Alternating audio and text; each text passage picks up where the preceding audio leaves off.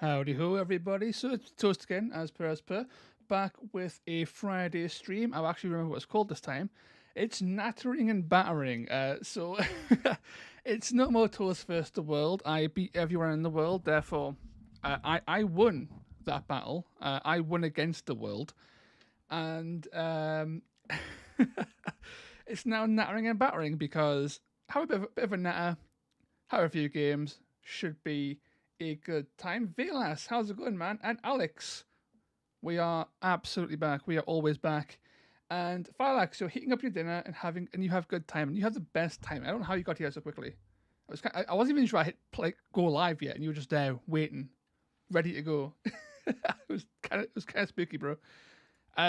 But we are back as per usual. If anyone, hey, Skimmer Studios, how's it going? As per usual, if anybody wants a game during the stream, just drop a comment. Drop a comment. We'll boot up some TTS. We'll have a good game. There are so many games to be played because there are so many new things. There's videos everywhere. I've done a stream and a video. A bunch of content creators have made excellent videos covering the new content, and apart from a few errors here or there in the document, I think the actual core content itself is absolutely fantastic. Hey, Baz from Optimal Game State, how's it going, man? So it's a good time, and whilst I'm waiting for some more people to roll in and we start up a game, maybe. I thought I'd maybe try and like go through some funkier lists that I've been toying around with. Maybe just like build something on the fly and have a good time. But before all of that, so with Tabletop Scotland on the horizon, I don't think I've actually talked about this. Hey, Doug, how's it going? The list I'm taking to Tabletop Scotland, right? So I've been messing around with Sacrosanct for quite some time, partially sneakily, partially on stream, as everyone knows. And in the end, I decided that Sacrosanct just don't have the sauce, right? They're a little bit too random. Because as good as Averon Stormsire is, and Averon Stormsire has the potential to warp an entire game around himself. He is a devastating hero. When you're playing an elite warband, I have found that relying on dice too much, for example, as an elite warband, you need to kill things to claw back activation advantage. So I'm relying on the dice of killing things, I'm relying on Averon's dice to work, I'm relying on high triples, which may never come around. It was Averon in that sort of setting. He wasn't performing as much simply because I was relying too much on dice. The warband would fall apart. If Averon didn't perform, the whole warband fell apart. And that really wasn't my jam. And also a lot of the cooler stuff were being pulled down to a 5-man.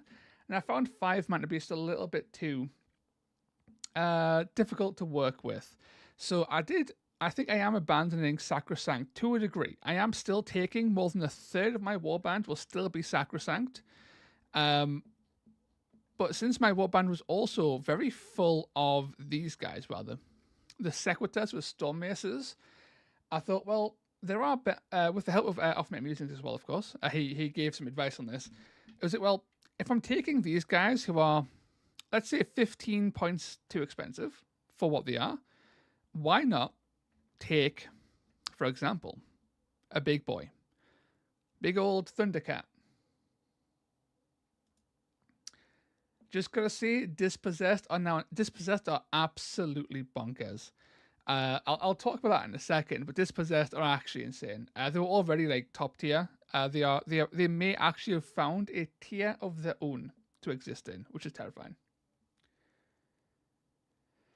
Yeah, everyone carrying the game while the rest are overcosted because they lied on their CV. Yeah, that is Sacrosanct in a nutshell. Like they're just not quite there. Everything is like 10, 15 points too expensive, and they are really relying on Averon to pull them through. However, the idea was take an Advocate Prime on Thundercat. Hey Martin, how's it going? Because this guy's great, right? You give him +1. You don't need to give him +1 damage. I will give him +1 damage. He's 360 for a 5/5/3/5. He has a Cleanse Realm of Taint, so if he kills, he can move again. Or attack again. So he's quite good. You throw him in, you get blending. He's moving 10 without mount. So this guy's really fast and hits pretty darn hard. He's very expensive. He'll be more than a third of my warband. Then we start to spruce it up a little bit. We go to Questor. Okay, good old Questor. Scroll down, take a Grand Hammer. Grand Hammer's just good. 3634 is a solid profile, and Grand Hammer has access to action cheating abilities for him or herself, and also to move my Thundercat. So a 10-inch free move on a double is insane. This guy moving potentially 20 inches for free on turn 1, and then attacking 10 times is insane, which is kind of terrifying. And then we go, sadly, to Ruination Chamber, who are, I think, probably the best chamber right now. But they are also a fantastic base to operate from, and it's real simple. Reclusian Prime, Reclusian, 2 Griff Crows. We'll hit 6-man. We've got 30 points left over, perfectly. +1 damage on the Prime, on the Evocator Prime, and that's the list. This is like legitimately really good. At 6-man, you've got the speed of the Dracoline, you've got the movement shenanigans of the Questor to make this guy go faster, you've got the raw bulk of the Reclusians, 2 Crows for being fast-moving chaff, and importantly, I found this quite interesting, is that there's no triples. This warband is 100% doubles and 1 quad. So it means it's very cheap on ability dice. I don't need to like lose my mind with ability dice. I can just go, cool, the more doubles I have, the better. I never need triples. If I roll a triple, I make that into a quad. I rampage or I thunderous pounce. It feels really easy just to manage that on a resource level, which is really funky. And everything here operates by itself, super reliably. And this Evocator will hopefully just cause absolute havoc on things that are bigger than me in terms of warband size. So this is my current idea for Tabletop Scotland. So if you're going to Tabletop Scotland, this is what to expect. Feel free to build against it and destroy me, but this looks pretty funky. Ultimately, this is kind of the list I would like to see Sacrosanct do themselves. Sadly, they can't. So we are sort of taking some Reclusians who are sort of like Sacrosanct adjacent, right? Sacrosanct are wizards, and these guys are anti-wizards to a degree. And that's what I'm going with. So that's the idea. Martin, you are finally getting around to painting Calthea. Calthea's great. I also have a Calthea built and ready to go, but I also need to build my Calthea. Paint my Calthea. She's been just sitting there for months now. But also, I've only used Calthea once ever on TTS, right? And never in real life. So as good as Calthea is, I just don't actually use it at all. For reasons I know. I don't know why she just never fits in the list I want to make. Grumpy Guard, Toast, take care for tearing bites. Yes, I ran that list into Grumpy Guard yesterday with some of the new Serafon stuff. And what's he called? I won't get him up. So there's been a bit of a debate on whether or not the Jaws of Itzal are actually good. I think they are, personally. But I think everyone agrees that Rotak and Sokar are a little bit too expensive for what they bring to the table. However, when Sokar does a tearing bite and bites my 35 wound, 360 point Dracoline and kills it with 1 attack for 36 damage, yeah, that was kind of terrifying, not gonna lie. And that's not necessarily Sokar like being a model being fantastic. That's just tearing bite being insane. Sub for the first issues of Spearhead, and glad it had the extra Griff Crow. Yeah, dude, honestly, trying to find Griff Crows it's so difficult. Have you found the Spearhead magazine in the store? I've seen suggestions. It's only in limited places like Leeds. I have not seen a Spearhead in the wild where I live. I live further north than Leeds, but I don't know. It could be. I don't necessarily look out for it. They do appear like old versions of is it Mortal Realms? It was called. You can find old Mortal Realms magazines everywhere, but I haven't seen Spearhead as of yet. I've enjoyed playing Serafon against Thunderstrike. Serafon are great.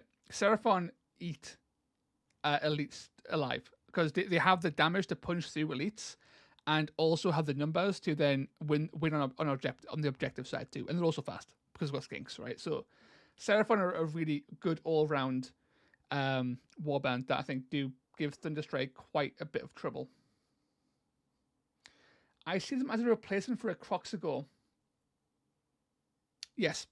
No, Alex, that is true. So I see Crojax as a Croxagore replacement. So he's about as expensive as a Croxagore Blessed, with more wounds, has access to Cold-Blooded Commander, can be made immortal if you take one of his supports, and yeah, he's a really solid bloke. It's a struggle to get something as good as Crojax in a Serafon only warband, right? I think Crojax is actually quite solid. Maybe not the actual. Maybe I'm stuttering here. He might not be the best pick in Serafon, but for me, I prefer him to Croxagore, and I could be one of the few here. I don't like Croxagore, like at all. I find them really unpleasant to play with for whatever reason.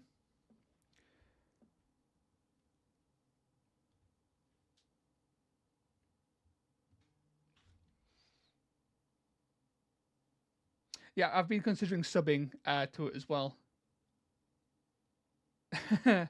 Yeah, Rules has written, I don't need a buddy. That's true. Rules has written, Crojax is just immortal. I don't support that as a thing people should do. You can if you want, of course, but I don't think Crojax being immortal is intended at all. And yeah, Crojax looks amazing. I think I saw the model on TTS yesterday because Ziggy got all these things in day one, like an absolute mad lad. And this guy is like 90% shield. He's so cool. He's just a walking tank. It's amazing. He's so good. Massive fan of Crojax as a model. And also mechanically I like him a lot as well. But for me as well, I managed to find this for it was £10 on eBay today. And it sort of inspired us a little bit to actually go down this path. I've sort of like made this. It's not. I didn't make the list. It's a very simple, like, putting all the blade point of one list. I'm not going to take any credit for it. Kind of list. But finding the Fast Riders for £10 on eBay kind of sold us on this as a future idea. And it's Fast Riders who are all good, right? Like Sanson is a 4-4-2-4, good range attack. Like Sanson is basically a discounted, almost the Knight Zephyros, I think, which was at the attack blessing, the attack ability, but replaced it with a utility ability. And then you've got some budget Vanguard Hunters in Elias and Almeric. And then you quite literally just take these guys, right? And that's the list. it's so simple. And I don't think it's good for the record, but I think it could be fun at the very least. You give Farasa +1 crit, so she's a 5-4-2-4. That's a really solid profile. And then you give where is he? Uric Velzane. You give him +1 damage. Sorry, +1 strength on his range attack, and that's the whole list. It's got movement shenanigans. It's got a lot of range. Everyone's good in combat, right? Like 4-4-2-4 bar Uric at a bare minimum, going up to 5-4-2-4. Farasa can be revived. They've got this really fun quad, which I think I missed on my stream because I was actually surprised when I saw it when I was reading through their abilities. Called the Raptors of Sigma. So you pick a guy within 1 inch, and then you roll a d6 for every damage point allocated to that fighter. So that's over the course. Like if they've got like 50 wounds and they've taken 49, you would roll 49 dice, right? And then for every 3+, allocate 1 damage. It's an execution, right? And if it's Ardor and Flame Runner doing it, then it's actually a 2+. So it's an execution. If they've taken more than half their wounds, then they will likely just die immediately to the squad, which is really, really interesting. And as a flat damage ability, regardless, against really big things, as a flat damage ability, this might be better than Rampage in some cases. So Raptors of Sigma is a fun execution that thematically is really cool, and I'm a big fan of. So the list could be pretty funky. I'm kind of looking forward to trying it out. I might try it on stream today. So using some of the new stuff, some of the old stuff. and having a good time with that. And I also did a fun list I want to try out as well on stream, potentially, would be using some of the new Nurgle stuff. And again, this isn't anything particularly special. It's more about just playing with the new stuff and making the most out of it. Agent Min, if it wasn't at work, I'd say let's battle. And I would say absolutely. I would dive in right now. You take so you take Flemis Potbelly, Bug-Eyed Drupteris, a Slunge, Maggoty Stroog, and Squat. These are all, I think, good value. At a glance, I don't have the actual the algorithm to determine if they're any good, but from a glance, these all seem pretty good. At the very least, Slunge, Maggoty Stroog are better than Plague Bearers, I would say. And Bug-Eyed Drupteris at 85. 15 wounds is probably good enough to take him with that range 2. Pretty good. And I think Flemis Potbelly is just legitimately good. 4425 is a solid profile, and his crit can skyrocket. This guy's crit can skyrocket to like 15 crit if you were to really dedicate to the bit. Like, the guy's kind of insane. So these are really fun. I think the biggest strength is that they really want you to use abilities, right? And they have, I think this is the only instance in the game of this where they have a recycling effect. So this whole first half of the ability is just recycling it. So every time you use this ability, roll a dice, you get the ability back. If you have a double 6, you will always get it back. So if you ever get a double 6, you can use this potentially 10 times in one turn, and then use it again as an onslaught or some shit, right? So I could potentially use this same double 11 times, potentially, in one turn, if you were a mad lad. So there's that. And of course, Sucking Proboscis is just hilarious.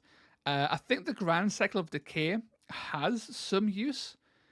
It seems a bit clunky. Honestly, I'm not entirely sure if it's worth doing. I guess you can sort of just like have a Slunge or whatever standing back, and then just transfer all of the Slunge's crit onto Flemis Potbelly, and then you're good to go. I will 100% make a Nurgle list now. It's like a Thorn build. And yeah, it really is. The Nurgle Mortal list. I think Nurgle Mortals are in an interesting place. All their good heroes got reduced in cost. Their foot heroes, I mean. So they're now very usable. They're incredibly tanky, and now their wounds, yeah, the doubles are insane. Like the Spurting Mucus, outstanding. Either they won't attack you, and then you survive, and that's good for you, or they attack you and they risk killing themselves, which is also insane. It weaponizes their wound pool in a really fun way. If it's a treasure mission, Lord help you, right? You have to attack them. And you don't want to, right? It's fun. It's a really fun ability. I think that it puts a lot of weight on you throw it out willy-nilly, and it puts a lot of weight on your opponent to make decisions. And nearly all of those choices are like in your favor to some degree. It's kind of like, it reminds me a lot, like not mechanically, but conceptually, like in practice, functionally as a thing, right? That like the Iron Jaws battle trait, right? How it doesn't actually remove weight from the game. You can absolutely wait, right? You're just not encouraged to, and it sort of like locks out. Because it's unlikely that Iron Jaws will ever move with their battle trait, because people aren't going to wait. But the fact they aren't waiting is actually the strength, not the movement itself. Same thing here. You use Spitting Mucus, they might not attack you, but the fact that the fact you're alive could be the strength as well, if that makes sense. From here, I think that it's a pretty simple build as well. So you take a Sloppy Bell Pepper for movement, you take 2 pieces of Nurgle, and you take a Nurgling base, I think. And that's the list, right? Like, you've got 40 points left over to bless however you want. Honestly, I would probably put +1 crit on Flemis for fun. Maybe an extra attack just so you can like crit more often, maybe. But you are really good to go, right? You've got a fairly disgusting amount of wounds, like 25, 20, 30, 30, 20, right? It's on this like first half. That's a big old chunky warband. And then you've got all this fun stuff back here, which I think this could actually be a fun list to play. It might be good. I don't play Nurgle. It might be terrible. But it seems fun at the very least. So I would like to play that on stream as well. Again, if anyone wants a game, then drop a comment in the comments and I'll boot up TTS and we'll have a good time. What else was added? Skaven. I think it's impossible to ignore Skaven, right? Skaven have everything. Skaven have 2 revives, a straight up summon, whips to get things to do more things. 2 whips to get things to do more things. They do have that new triple, right? Forward minions is also kind of like a whip. They've also got 2 teleports now, in addition to that.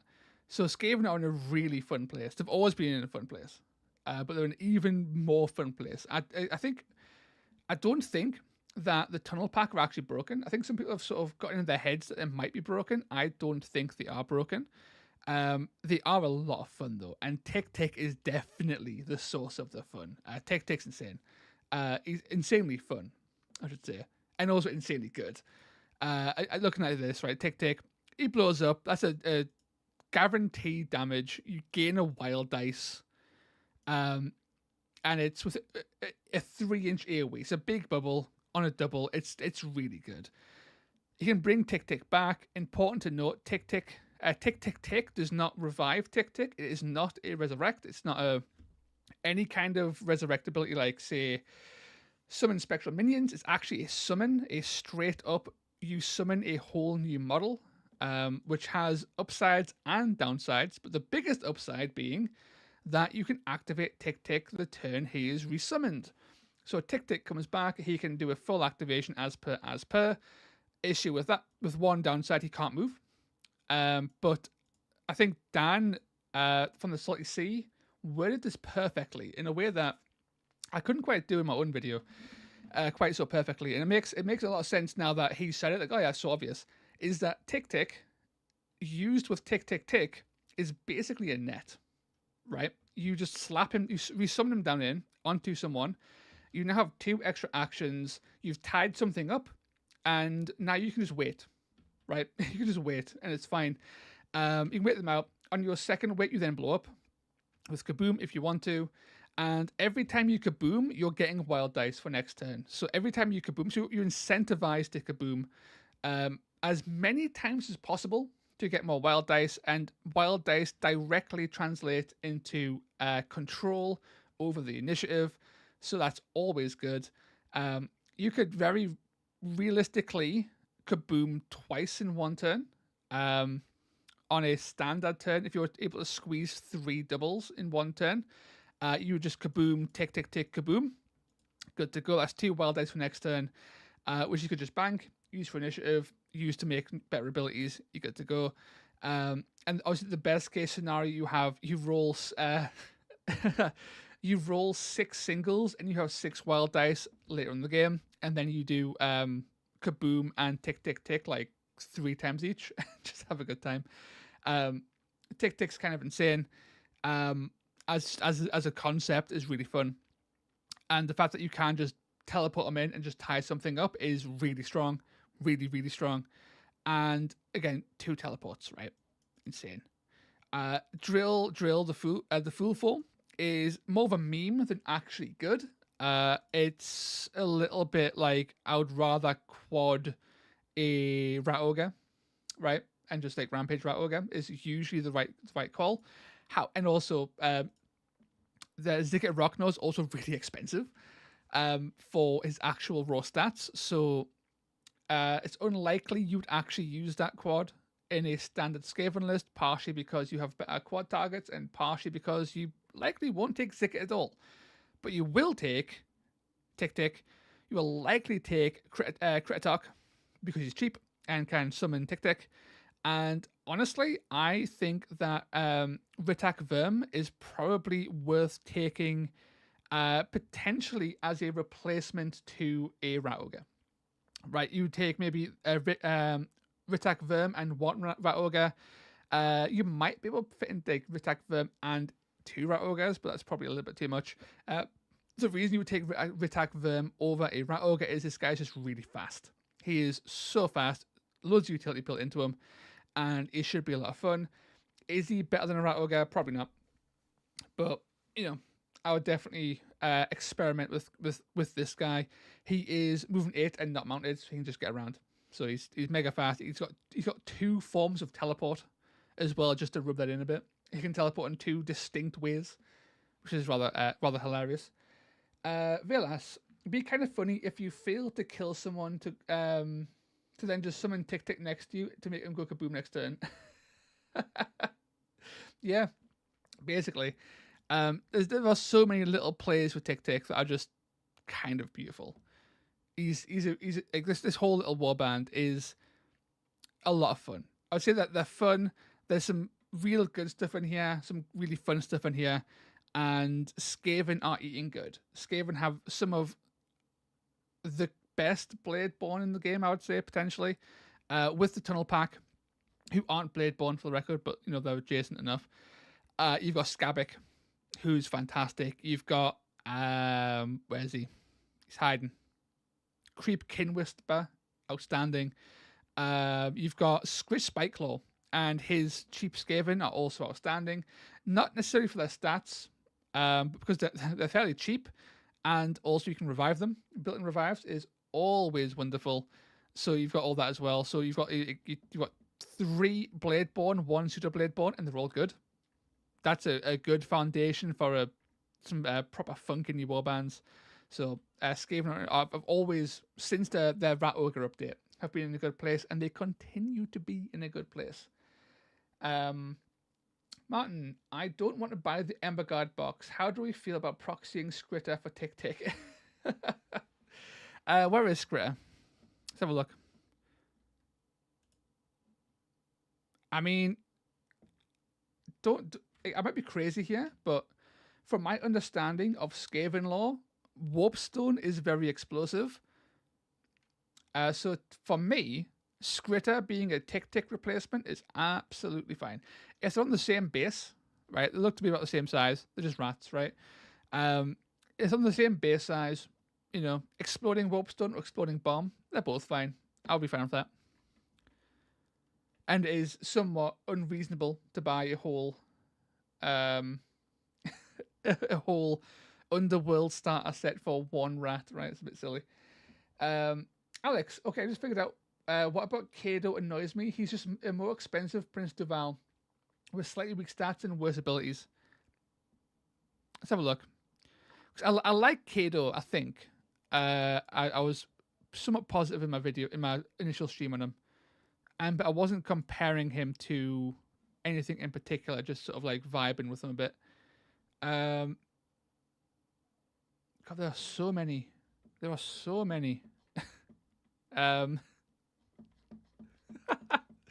My God, honestly, right, the amount of things. I give Skaven players a bit of flack for the amount of stuff they have, but when you look at Slaves of Darkness, they really take it. They take the mix truly. They have so many. So Kado 2526 is a solid profile. Okay, he looks fine, but let's compare him to our boy Prince Duval in a side by side. Let's do a vampire lord off. Okay, well he's much more expensive. Okay, it's hard. Yeah, Alex, it's difficult here because it's hard. Like, Kado is stat wise is better, and I think also, like, in terms of the points difference, the +1 toughness, the +2 wounds, and the +1 strength is worth the 25 points.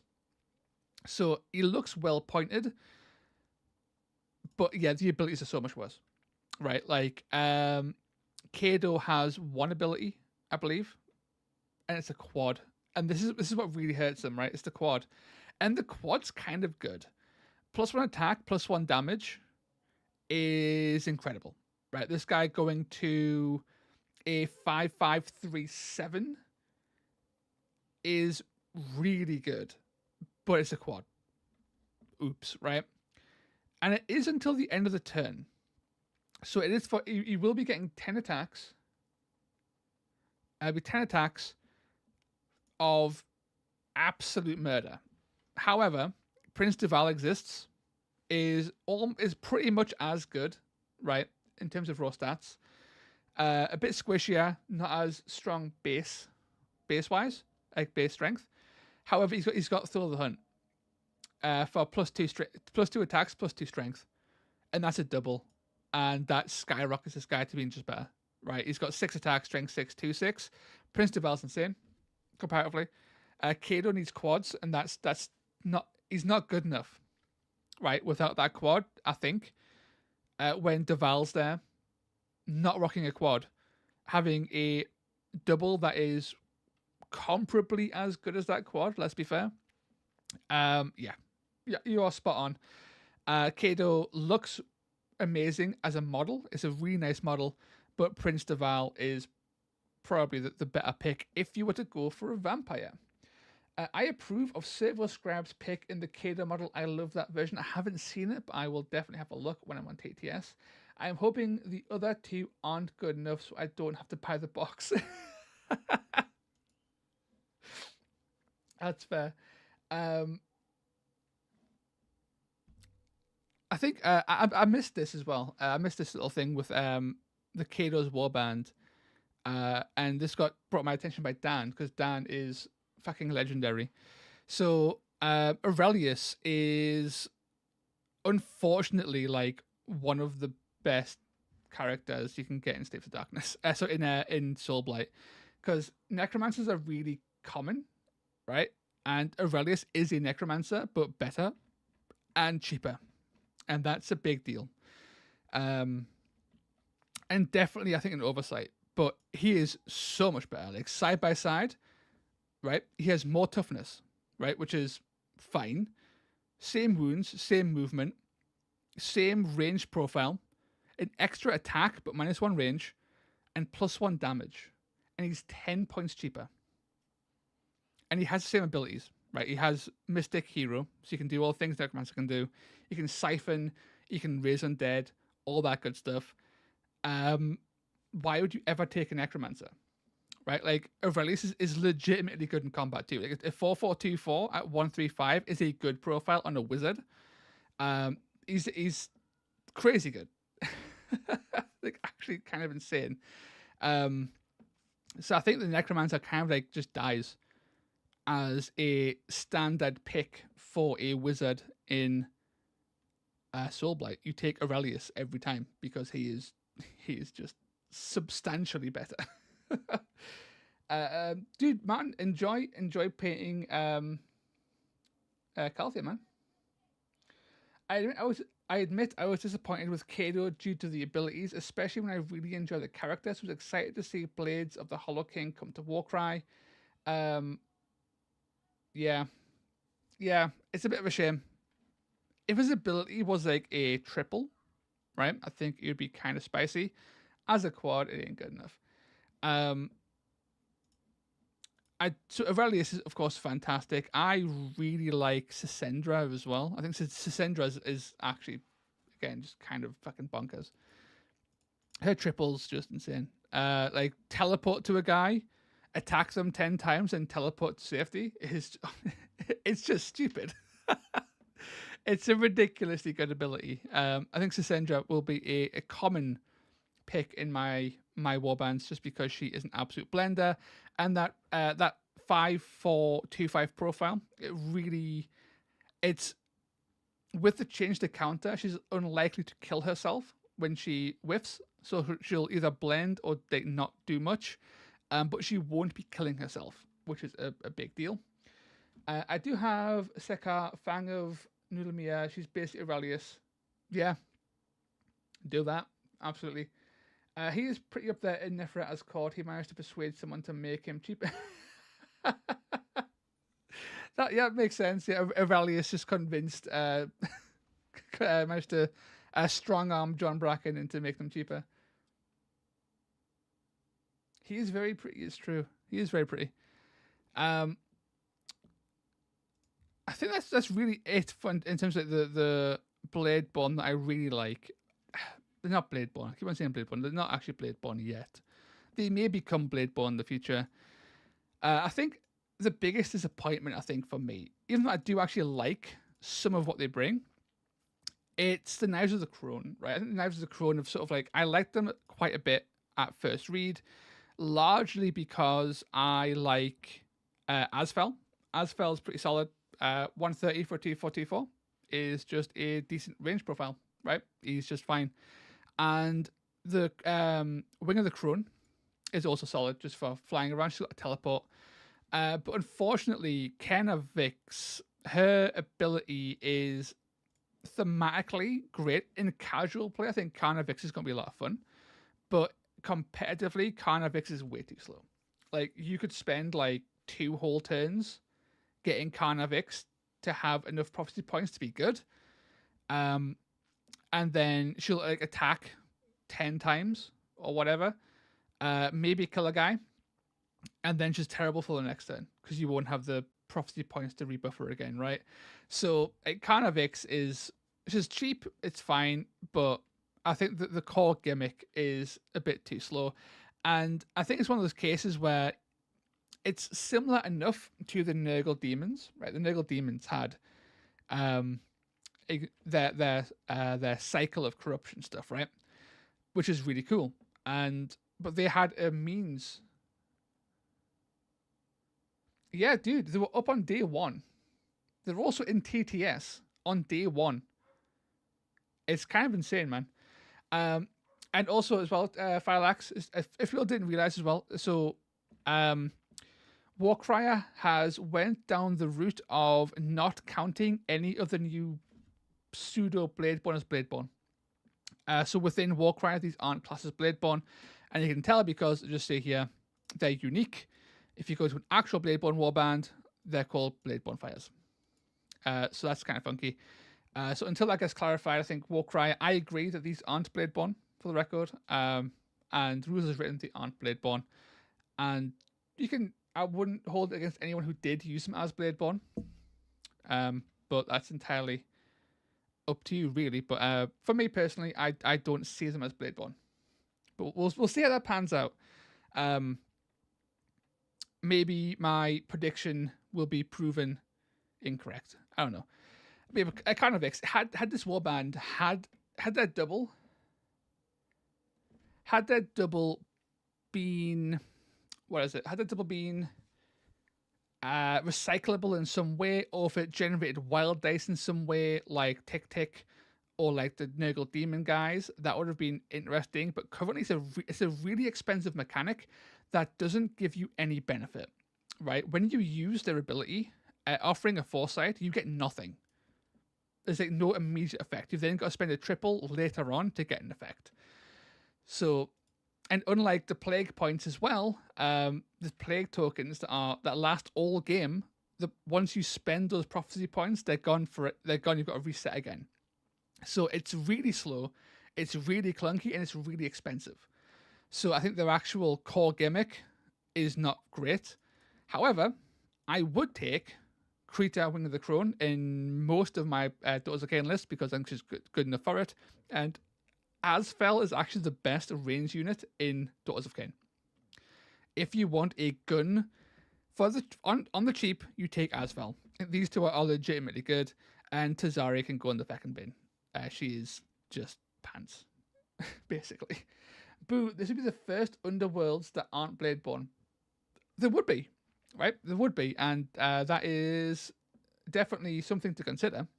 However, I don't know, right? It could be a way to try and balance Bladeborn dominance in some way, right? Bladeborn are very common in the competitive scene. There could be potential of unforeseen combos that make certain things better than they really should be. For ease of balance, it could just be a change for that. Or it could be an oversight and they just forgot to say fecking Bladeborn, right?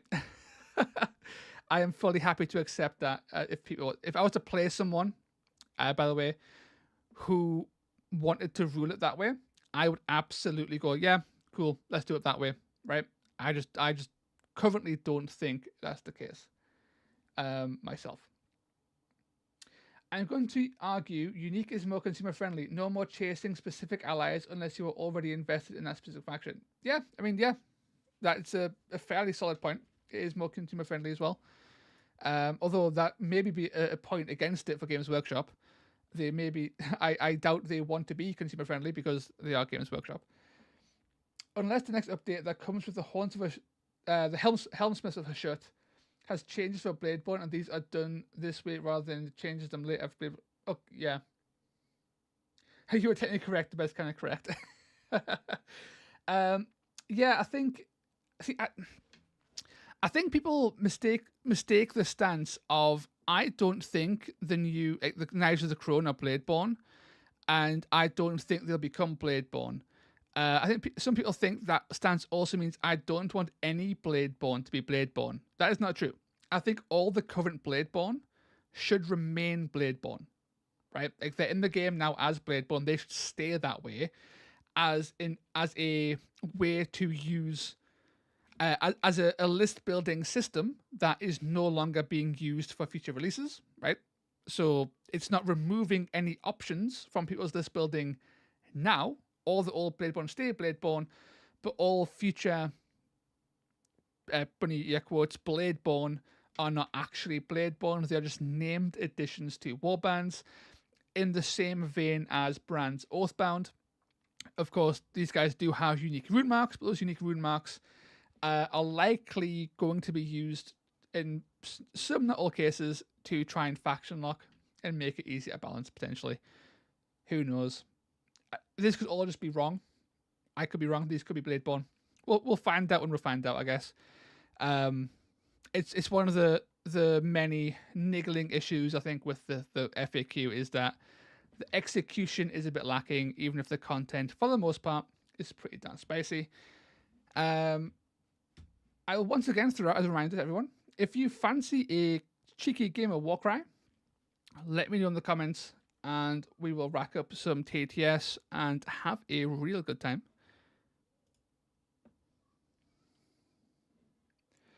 Baz, this is just a temporary FAQ anyway. It'll all change when they announce Warcry 3. True.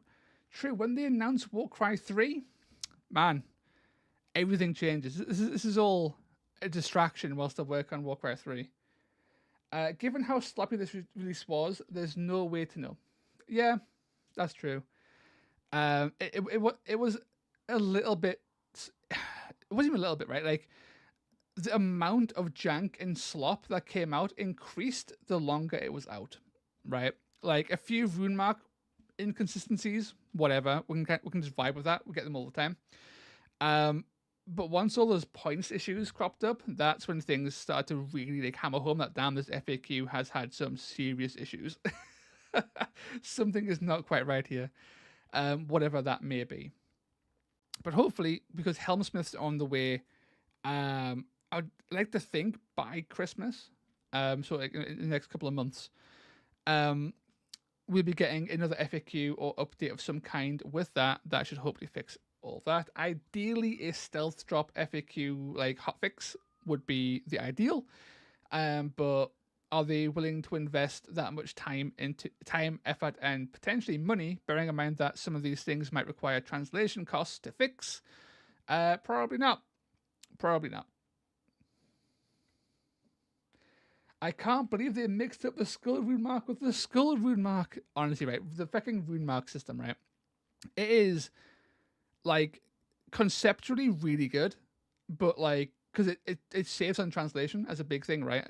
It saves on translation costs, and it's also at a glance quite easy to tell. But like with this FAQ, it was executed terribly. it was done so badly. Like looking at honestly, right, the fact that Farasa is the one who has the fucking ability to revive herself when she can't revive herself because she's fucking dead. Honestly, it gives us low-key rage. Not gonna lie. Age of Sigma has cut up with all of their releases on the roadmap, so honestly, I wouldn't be surprised if Hellsmiths are out in September. That would be pretty darn spicy. I would love to see. So, again, execution aside, right? The actual new stuff in this update has largely been pretty good, and at the very least interesting. And that's what I want to see with Hellsmiths. If they come out and they have like that little creative zest, that little bit of flair to them, if they allow us to bring the Cow Dreadnought, I'm sold. Right, I'm marching down to Games Workshop and I'm buying the whole thing. Right, we're going crazy with that stuff. So I'm hoping we get some proper razzle dazzle with the Chaos Dwarfs. It'll be a good time. It'll be a super good time.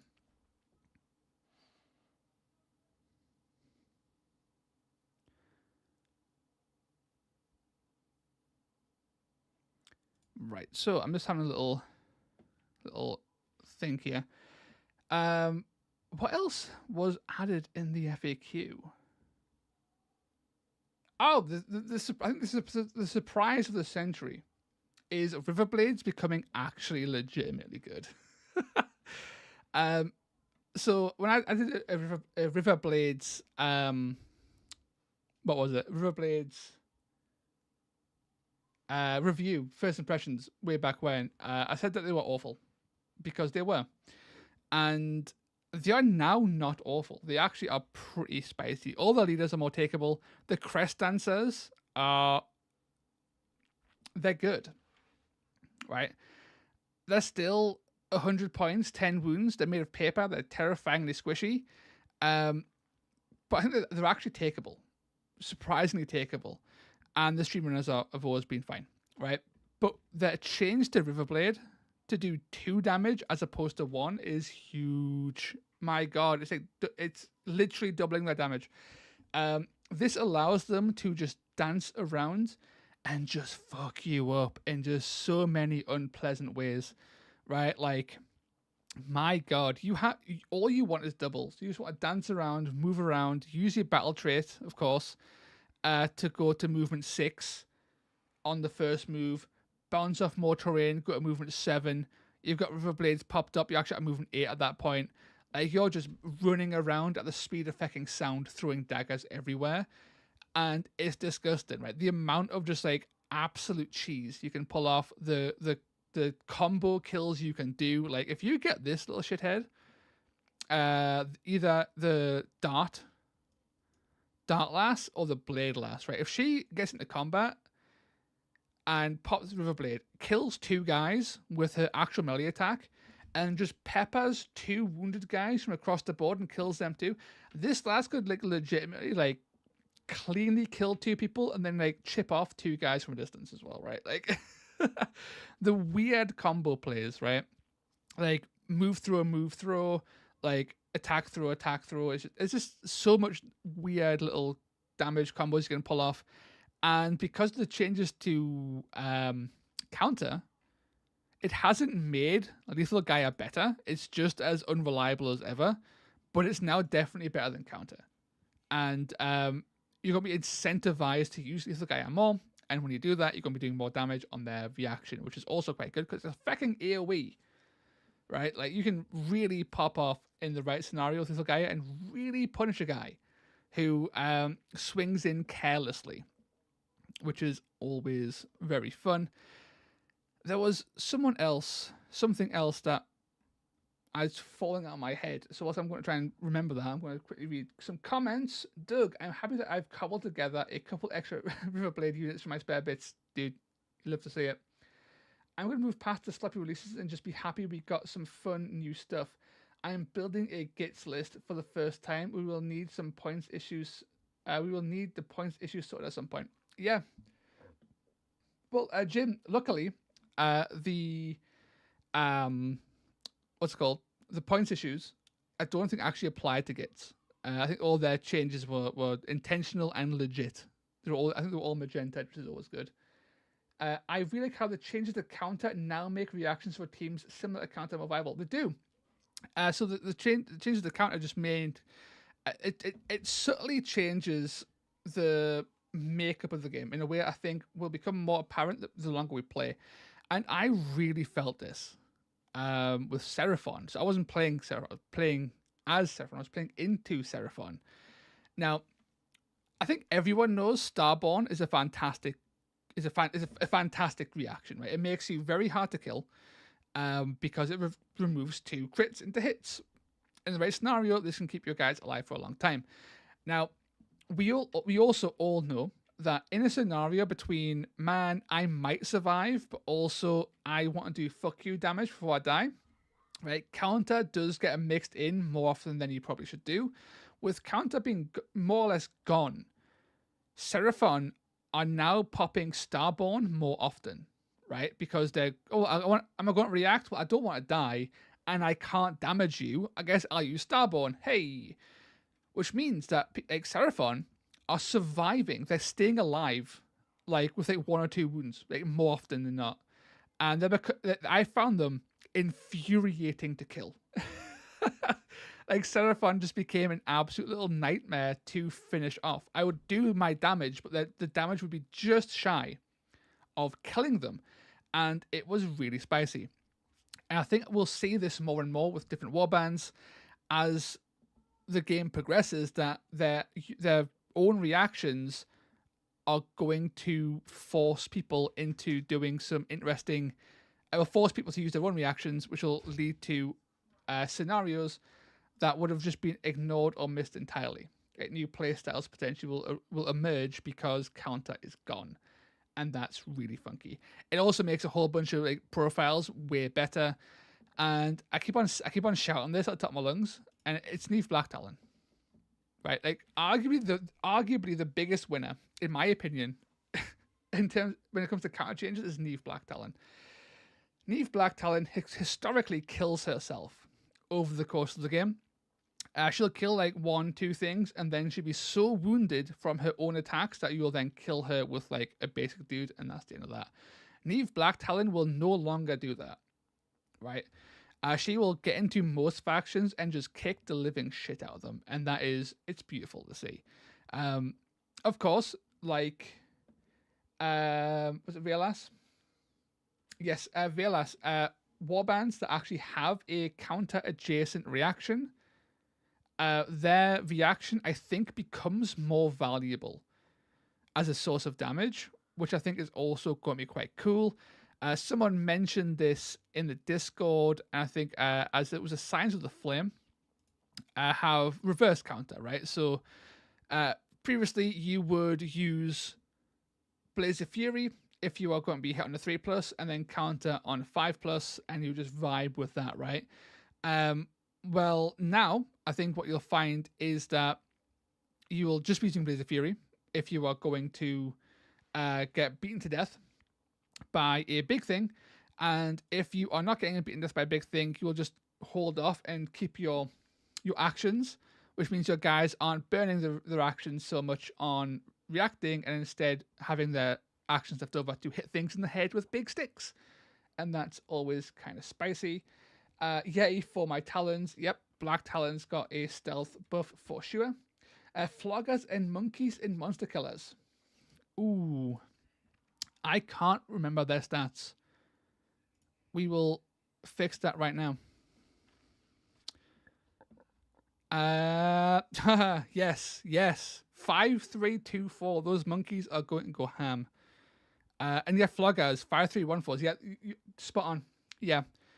Anything with 4 attacks, anything with 5 attacks, this counter change is a big deal. It makes them more viable. And of course, if you go into Daughters of Cain, Daughters of Cain become, I think, very playable. Daughters of Cain, even their basic chaff have 4 attacks, right? They were killing themselves every single time. They are no longer killing themselves. Even their more, say mid-range, they're more killy stuff, right? 4 attacks at range 2, these guys are not killing themselves as much. It's everywhere, right? Like, it's just a good time to be alive. I like Blood Sisters, for the record, and most people don't. I do. These guys are also not killing themselves now. It's a good time. Man, this also means that those reactions that work like old counter are going to be worth. Yeah, they are. They really are. If you want to do counter control, like proper counter control, the list of warbands that can do it have been drastically reduced. Drastically. But importantly, the ones that really thrived off it as a primary play mechanic, aka the Castlight Hosts, well, these guys are as good as ever.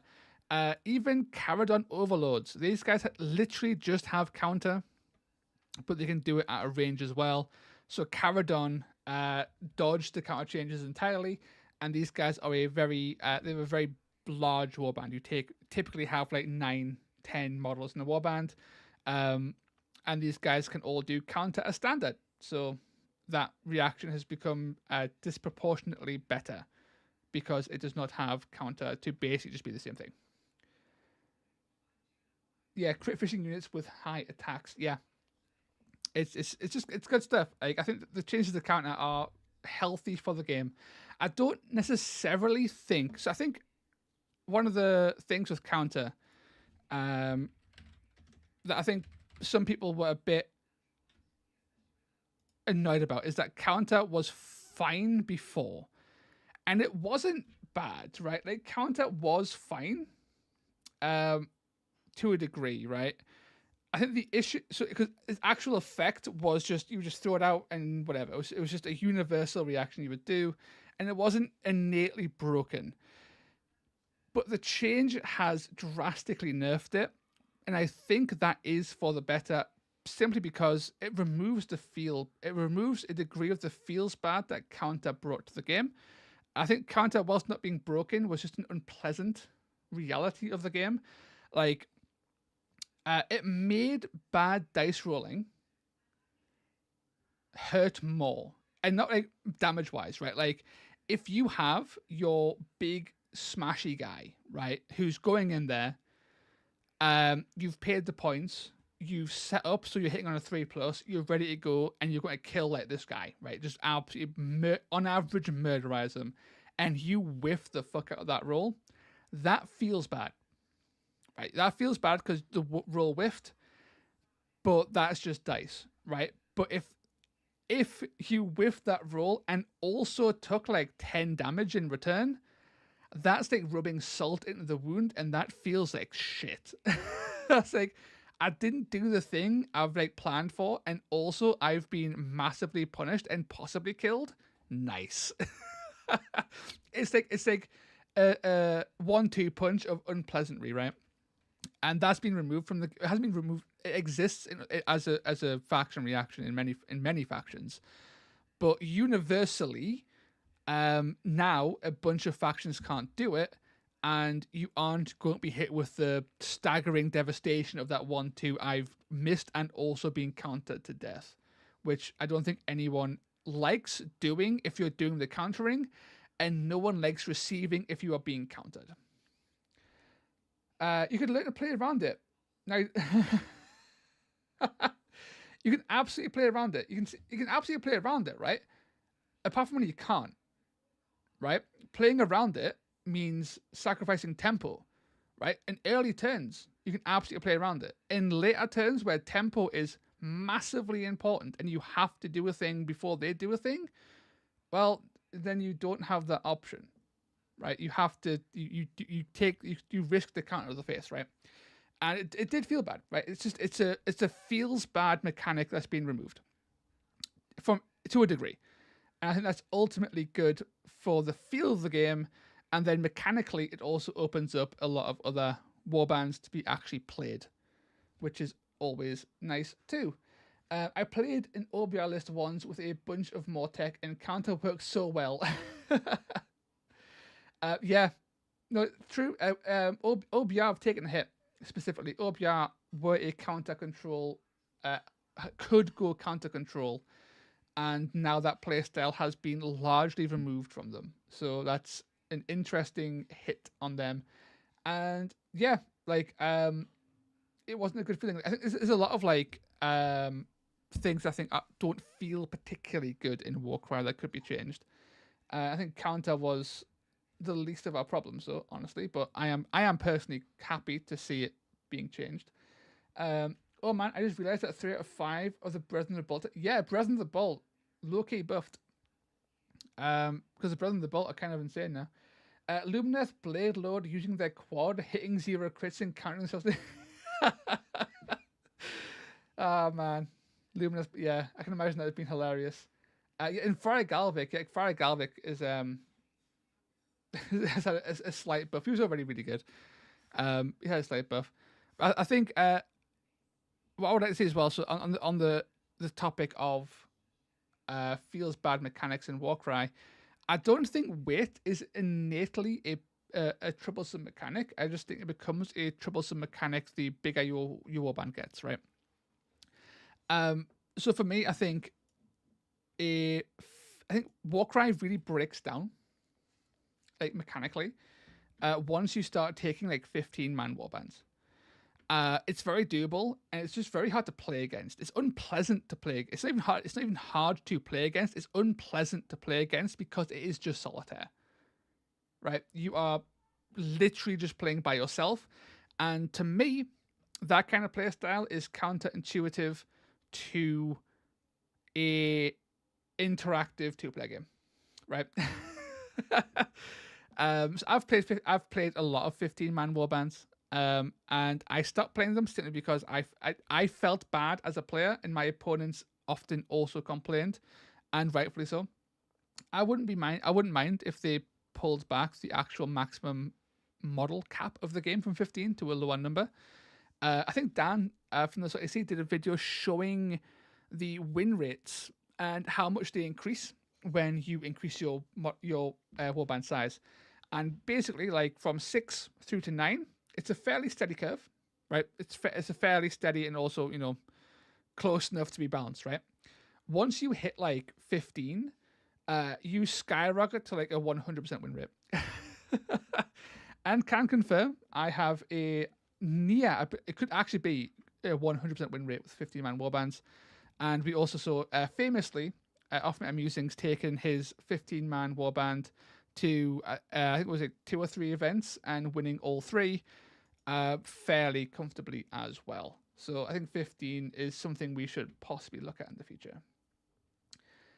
Kind of weird how a Skirgan True Blades went untouched. I love those models. They are really weird.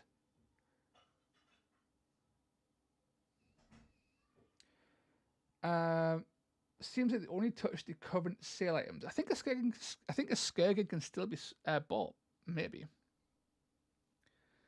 Birchall, counter felt oppressive and just a passive tactic and unfun. I'm so happy that how much the changes have reopened so many factions. That's the kind of thing I am glad to see. This is sort of the when I read it, that was like the kind of like, yeah, cool. It does open up like more factions. It does seem like a net positive for the game. Claws of Karanak came out in the same time as the Skirgans, but I guess Claws is in Spearhead now, so they care more about them. So, right, I have a theory on this, okay? Because Claws, Skaven Tribbles did actually get some. They didn't go untouched. Skaven Tribbles got a buff.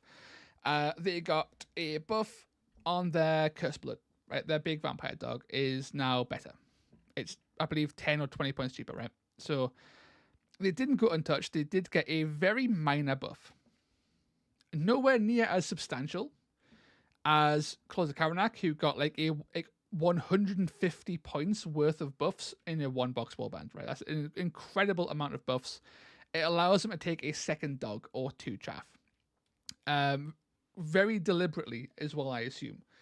So, yeah, that was a massive buff to Claws of Karanak. I think with the Skaven True Blades, so my theory here is that we don't know for certain if another FAQ is on the way. Right? We don't know for certain on that. But we do know that more content is on the way, and that could come with an FAQ. And if they are, we could see some changes to other things there. So we might see some Skaven True Blade changes in that. Because a lot of warbands weren't touched, right? There are a lot of warbands in Warcraft that are bad. Or models in Warcraft that are bad that didn't get touched. For example, I think Jade Obelisk could do some help. We have, of course, Skaven True Blades. We've got the Blades of Khorne Demons are dreadful. There's a fair few that could do some help, and I am hopeful we will see those changes in future updates. But you never know. But also, I think it's weird, right? So I was talking with off-meta musings about Skaven and Tunerblades, and it's weird because these guys actually score pretty well, right? Their stats for their cost actually end up being pretty darn efficient. The issue with them, I found when playing them, is that their stat distribution is so unique in how it plays out that they just don't seem to actually hit the damage numbers they need, because despite their high damage and their high strength, the actual attack output is so low, and the less dice you roll, the more subjected to luck you are, right? I'm sure there's a better way of putting that, but whatever, you get the idea, right? So if you roll 3 dice, the dice are more likely to be your friend. 4 dice, same thing. 2 dice is kind of like up in the air a bit, right? So it's why people tend to bless their Red Crushers to go from 3 to 4, because 4 dice is just more reliable, right? Same kind of thing here. I think you struggle because you have 2 attacks and you're relying on Onslaught to carry you through. I don't think it's as simple with these guys to just reduce their cost. If you reduce their cost, I think they just become too good, because they're already good value, right? You're making already good value models kind of busted if you start to pull back their cost too much. And again, like the reason why Claws of Karanak received 150 points worth of points cuts on their warband was to specifically increase the amount of models they can take in their warband. You can't do that as cleanly in a Skaven because of their janky profiles. I think that's not something you can necessarily do. I think more work would need to go into a Skaven to actually make them good, more of like a rework than an actual just points nerf. I don't know how they would do that, but these guys do seem noticeably harder, I think, to actually just balance with straight up points changes. I could be wrong, but that would be my theory, because they are kind of weird. Let's have a look.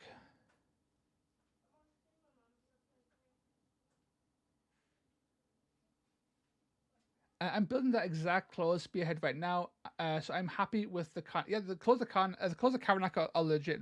I think I don't want to say that they're like top tier or great, but I think they're definitely good. They've went from bottom tier, like almost unplayable, to being very mid tier at the very least. You can take like a 9 or 10 man warband now with plenty of big threats in there, and you are fast. You are really fast. You get around the board, you mess with things, and if you need to fight, you get, and then you start blending, right? And if you need to make sure something dies, you start chaining doubles to get pack hunters off and just get more guys in there and just try and push through that kill. They're pretty funky. The battle trait still sucks. I would love to see a better battle trait on them, but I think that would require a full battle trait refresh. And incidentally, I think a battle trait refresh would also help Skaven and Tunerblades, because their battle trait is fucking terrible. Claws of Karanak were the first bespoke single box I bought, so it was really nice to see them get some love. They have to dust them off and could use some extra touch-ups to their paint job, and there's some basing. They are the Skaven and Tunerblades are really funky looking models. I absolutely love them. These sort of like 6-packed like midriff showing samurai vampires is definitely a vibe. They did mention the Null Chemist, Von Grimm Harpoon Crew, and Von Grimm Salvagers be getting rules, so that'll be another FAQ. Dude, there we go then. You are entirely correct. So it would seem that they would all come in an FAQ as well, which means hopefully that would fix all the issues we currently have, and it could also come with some changes to, hopefully, Skaven and Tunerblades in one way or another. We've now seen as well, for the first time, I think for the first time, they've went and changed abilities on bespoke warbands from 2nd edition. I think it's minor on Claws of Karanak with their rune mark change. It's a real good sign for the future that people might have not noticed necessarily. The change to Eruption of Thorns, right? So they don't tend to change second edition Bespokes too much, both in terms of their points changes, although they do it sometimes, but not massively, and not as much as Close of Karanak, right? Now that we're online only, and no one cares about the fucking cards and shit, Close of Karanak get an immediate, 150 point buff, insane. Eruption of Thorns as well, they've completely rewritten that. They've just made the ability just better, right? They've just rewrote it and said this is a new ability, and that's kind of wild because it means they are willing now to change abilities, which is only a good sign for a Skaven and Trueblades because they need some good abilities. So we could see a targeted buff to a Skaven via ability changes, which would be good too, because like I said, I don't think changing their points is necessarily the way forward. Also, they didn't retire anything, still have all these unbuyable models like the Serafon Knights. Yeah, and Serafon Knights, whatever, fine, right? Like, it is what it is. It's letting people use models they have if they have them. Kind of cool. But also, they haven't gotten rid of any factions, right? They could remove Warrior Chamber or Sacrosanct anytime they want, and they haven't, which is only good for the game because at least those people can use those models and those factions. Khorne Demons need new models and profiles in general. Yes, Khorne Demons are in a really weird place because they are dreadful. They are terrible. They have no abilities that are really... It's weird, right? Because unlike most compendium-based warbands, their abilities aren't split between hero and fighter. It's all lumped into one very underwhelming table, right? They need more abilities. Their current abilities need buffing in some way. The only really good ability they have, honestly, is a kind of Decapitating Strike, but even that's I say good. It's not good. It's just cool, I guess, right? It lasts for the entire activation, so you get potentially 8 attacks or 10 attacks off with increased crit. When it lands, it's a good time, right? Like Blood for the Blood God on the right things, you get to do more things, right? That's really it, though, right? What else really exists? They've got Charge on the Gorehounds, whoop-de fucking do, right? Then their stats, this guy is actually fine. He's a little bit slow, and he's mounted, which is kind of an issue. I think the Blood Crushers are slow and mounted is just an issue you have to deal with. Give this guy +1 strength. He's fine at 5.535. I take that profile on Thundercats all the time, and that costs me 360. I would absolutely take a Skullmaster at his current points level at 305. Right? I'm fine with that personally. He is expensive still though. But the Blood Reavers are fine. The Blood Master is fine. Everything's just kind of fine, but not massively impressive. The Gorehound is too expensive. Flesh Hounds are fine. It's just nothing jumps out and says, "Damn, I want to play this." It's just these are just kind of boring profiles and no abilities to spruce that up, right? It's just kind of shitty. And I frequently come back to Khorne Demons to try and make something. Surely there's something here. And I go, and that's about 5 minutes. I'm like, nah, there's fucking nothing here. At this point, give them a Bloodthirster.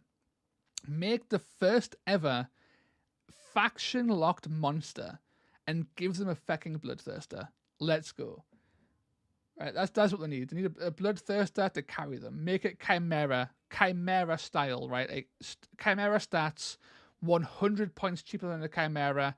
Faction locked to Khorne Demons. You fix them straight away. That's my knee-jerk fix. Yeah, I was really hoping for a Demons update in general. Yeah, I mean, I think the only issue though, the only really bad Demons faction is Khorne. Slaanesh Demons are kind of fine. Nurgle's it's been fine. It's been great for a while, right? We all know that. Zinj demons are kind of fine. Khorne demons are lacking in so many ways. I know Bloodletters are old, but I think they are nice models. They are classic models. I think what I find upsetting, right, with Bloodletters statistically though, and I was talking about this the other day on the Discord, I think, is that a Demonette and a Bloodletter should not be operating in the same playstyle ever, right? For me, it doesn't make sense. So yes, the Bloodletter is better value for stats to points, like extra strength for 5 points is good, right? So Bloodletter is probably a better choice. However, it's being 4 attacks, 1/4 damage. That is not a Bloodletter profile. When I played Bloodletters, Khorne Demons back in 40k, back in 4th and 5th edition, right? These guys had power weapons. They were strength 5 Hellblades that ignored armor, right? They hit hard. They were made of paper, but they hit really fucking hard. They could cut through Space Marines and Terminators like they were fucking nothing. It was crazy good. To me, it's an abomination to look at a Bloodletter with that core memory intact and go, wow, that's just a fucking Demonette. Lots of attacks, that's just crit vision. That's not a Bloodletter, right? And it's even worse when you factor in their abilities, because Decapitating Strike is meant for a crit fishy kind of playstyle, right? So to me, this reads more like it should be a Demonette ability, right? Lots of attacks, high and buff your crit. And Sadistic Killers, to me, reads like it should be the Bloodletter ability, because it means you're getting higher strength with more damage output. That's what a Bloodletter should do. And I can't get around this in my head, right? The feel backwards in so many ways. But to me, the Bloodletter should represent statistically closer to an Skaven Trueblade, right? Like less attacks, much higher strength, much higher base damage. That's where a Bloodletter should be. Make them made of paper, though, right? Demonettes are stonks now, given the counterplay changes. Demonettes were already pretty good. And they were not pretty good. Demonettes were already kind of fine, but they would kill themselves with counter, like I said. Now they are much harder to deal with counter. They can just, especially with Sadistic Killers, they go like a 4-3-2-5. Ain't a bad profile. Let's not beat around the bush there. Khorne may care not from whence the blood flows, but he cries at Demonettes in Warcry. That is absolutely true. Giant pack of flesh hounds sounds fun. It does sound fun. You know what's really sad about that though, Baz? And I'm sure you're aware. This will not be a surprise to you. Is that they don't have a hero hound. The Gorehound should be a fucking hero. Get him up there, man. Let me take a Gorehound, or like, let me take fucking literal Karanak. Let me take fucking Karanak, right? And then take a bunch of flesh hounds, right? Come on now. We've got Cato Ezekar in there. We've got fucking like undead monarchs in there now, right? Come on the fuck on. Let me have the actual full-fledged Karanak as a hero, as a fake Bladeborn, so I can take this lad and take a fuck ton of flesh hounds. Let's go. They are good doggos.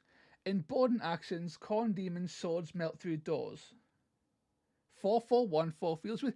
It does feel weird. It feels really odd. I don't like it. It gives me the actual fucking rage. And to be fair to them, if you get into combat and don't die, and you swing with your 8 attacks, right? With a double 6, you're a 8-4-1-10. And that is hilarious. If you ever roll like 2 crits, it's going to be a good time. But it's just not reliable enough, right? Like, Bloodletters should be reliable. Demonettes should be the unreliable ones. Bloodletters should be super reliable. Hit hard, hit frequently. Not fucking If I roll a 6, you just kind of get deleted, sort of thing. Although Blood Reapers are good. I think Blood Reapers are just really solid. The hero variant of a Bloodletter, 5424 is just a good profile at 135. I cannot scoff at that profile. If this thing wasn't a hero and was maybe cheapened by 10 points, I would run these as my as actual Bloodletters. Just like rename them as Bloodletters and have Blood Reapers be the base for Bloodletters going forward. I guess it's a bit too much to ask for creativity when it comes to demon design from Crone, but I just want something that looks a bit different than Bloodletters and Hounds. Yeah, honestly, you're not wrong. There's a lot of really cool demons in, like, there's a lot of cool demons in all, like, factions, right? But I think Crone is noticeably lacking from it, right? They don't, like, unless you start taking cool looking demon princes and bloodthirsters and they're really cool looking big shit, which isn't in the scope of Warcry, you are just left with this, right? Especially when Warcry also doesn't have chariots. So the skull cannon for a ranged option is not in Warcry because it's a chariot, and that's not necessarily like in the scope of Warcry's thematic setting, right? There's no chariots anywhere. We saw that with we've gotten a bunch of wolf riders and gits, but the wolf chariots haven't made an appearance. Skull cannon, probably the same reason for that, but also the altar of blood thing they've got as well. I don't know what it's called. Would be an interesting centerpiece that also isn't in the thematic scope of Warcry. Kind of sucks, and there's just nothing else for them. And I need to check, right? Like, these guys have fucking 7 abilities. It's not even, they don't even have 8 abilities, man. It's Crone, and they have 7 abilities. So I can't count. They have 6 abilities. 6. Demons of Slaanesh. I mean, these guys have, what, 8? You're telling me that the god of sixes, the god of sex and sixes has 8 abilities, but the god of hate and 8s has 6? Come on now. Come on now. That doesn't make any sense. Fix that shit up, Games Workshop. Unacceptable. And the final kick to the teeth, though, is this. The battle trait is the final Crone kick to the teeth is 100% the battle trait. It's fucking dreadful. Roll 2d6 and do 3 damage to one guy. Ooh. But, like, it's on an 8+, thematic 8+, but also the average on 2 dice is 7. So on average, you will fail to roll that and not do the 3 damage. Like, you'll, like, over the course of a 4-turn game, you will likely only get blood calls to blood once in the entire game. So make sure that 3 damage counts when it lands, because you ain't getting it again. It's just fucking terrible. Like, I don't get it. I do not get it. But yes, we've been nattering for a good hour and a half. If anyone wants a game, let me know in the comments. If there's anything specific someone wants me to go over, I'll happily go over that as well. Because I am currently just fucking mindlessly rambling. And whilst I continue to do that, people complain that Skaven and Tunnelpack didn't get any buffs, and everyone forgets about Cypher Lords. And you all make me really sad, because Cypher Lords getting nothing is upsetting. Their trait is not good. Their triple got buffed a while back to be actually really good, but also they got no real points breaks, so they're kind of just overpriced. You're telling me that a Mirror Blade with toughness 3 and 10 wounds should be like 125. Phylax, did you really? Oh my god, Phylax, I missed that because it's on Discord and I have the sound muted on it. Farlax, my guy. If you want to jump into what's it called? TTS, we'll pop in now. I completely missed that. I apologize profusely. Sexy. So let's pop into Tabletop Simulator and then go over here. It should just be a case of hitting that, and it should seamlessly transition over, in theory. Theoretically. I'm waiting for the theoretical change to happen on my end here.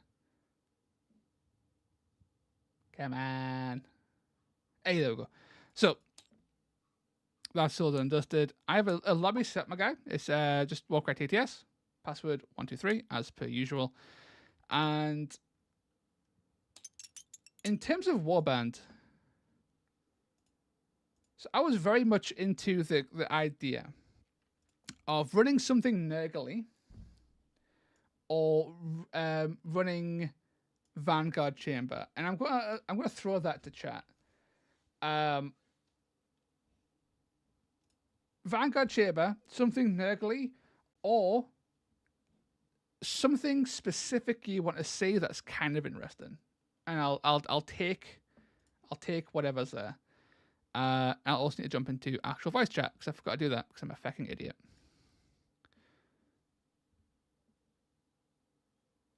Theoretically, Farlax, how's it going, man? Oh, hello. Yeah, I'm all right. I'm all right. The voice is coming back.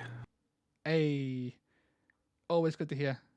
Farlax had his voice vanished for a few days, and it was very sad. We love Farlax's sultry tones.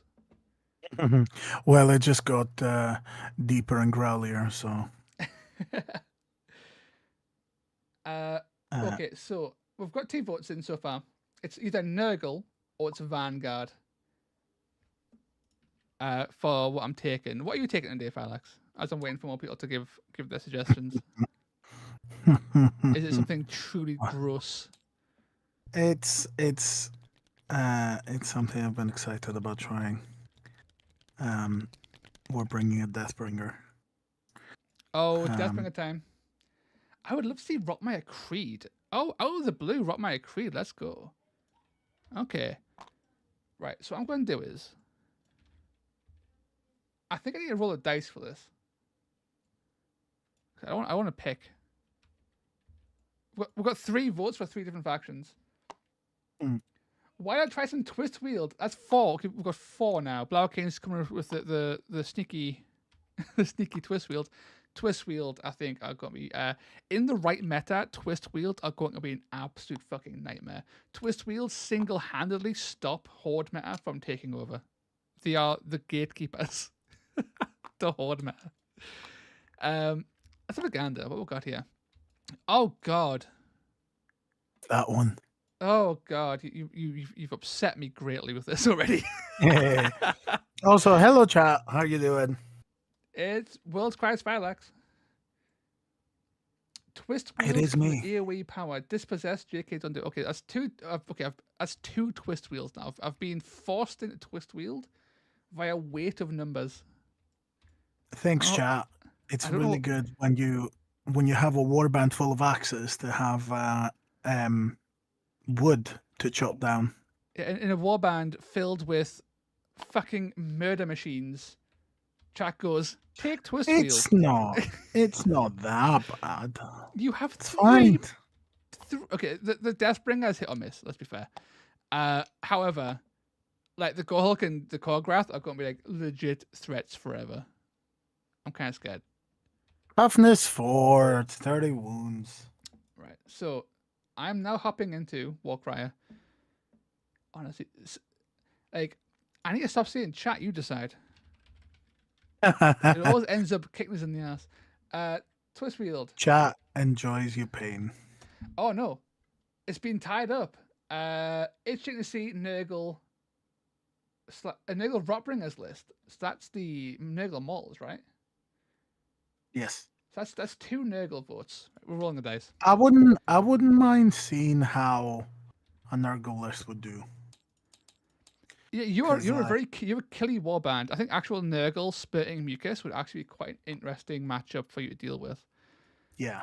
I wouldn't mind it because I'd like to know I'd like to try playing against it, just to see what I have in mind would actually work. But that's yeah. three Nurgle votes.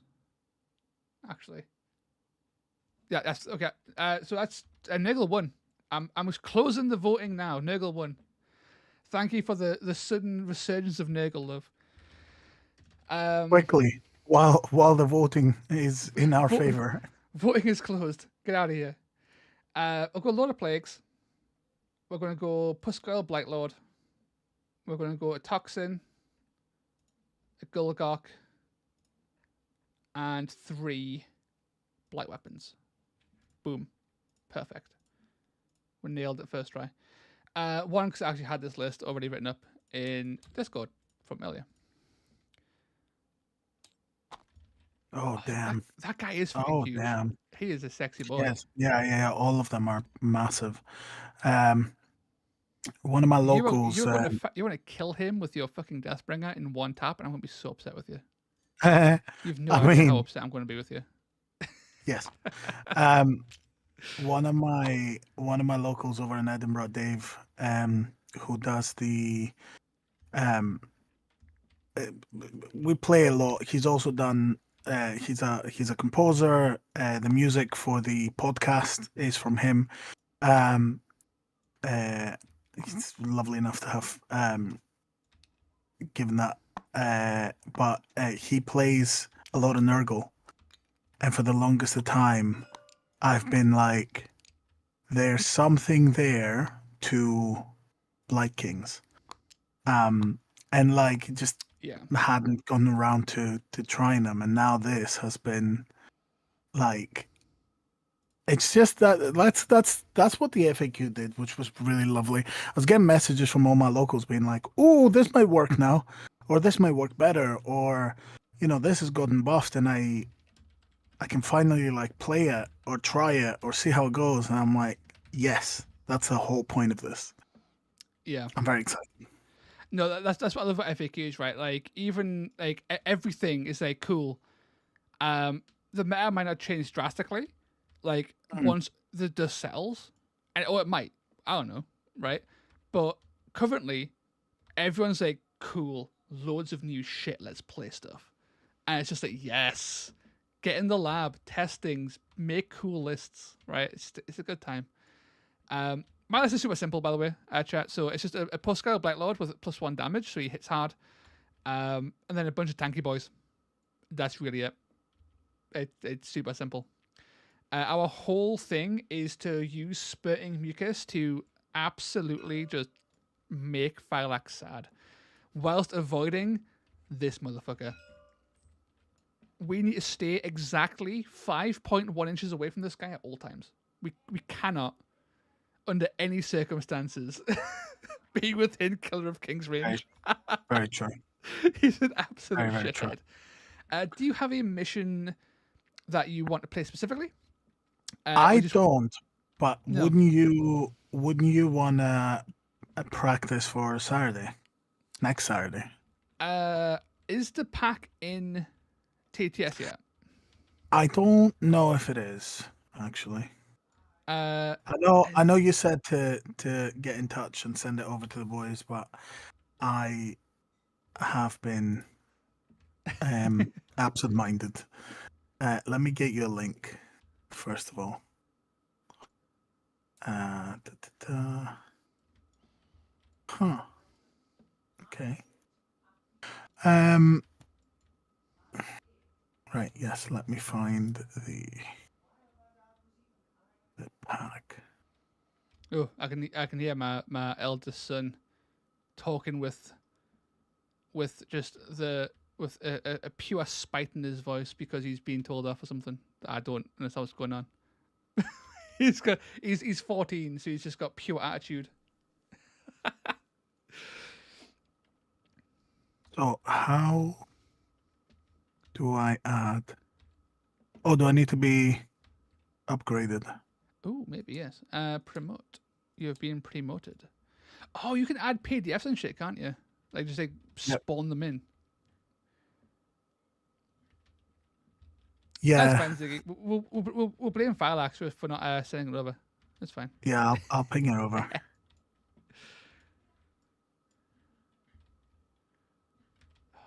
If any blessings on here? No. Okay.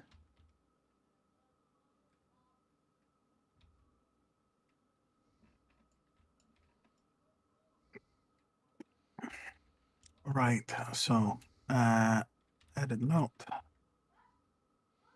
That's the link. As per usual, Ziggy, as well, like your actual the models, the new models have been added. Look beautiful. As per. Yeah. Oh wow. You've outdone yourself Oh again. wow. Yeah. That's wild. I'm really excited to paint him. The Deathbringer. How do I text gizmo decal?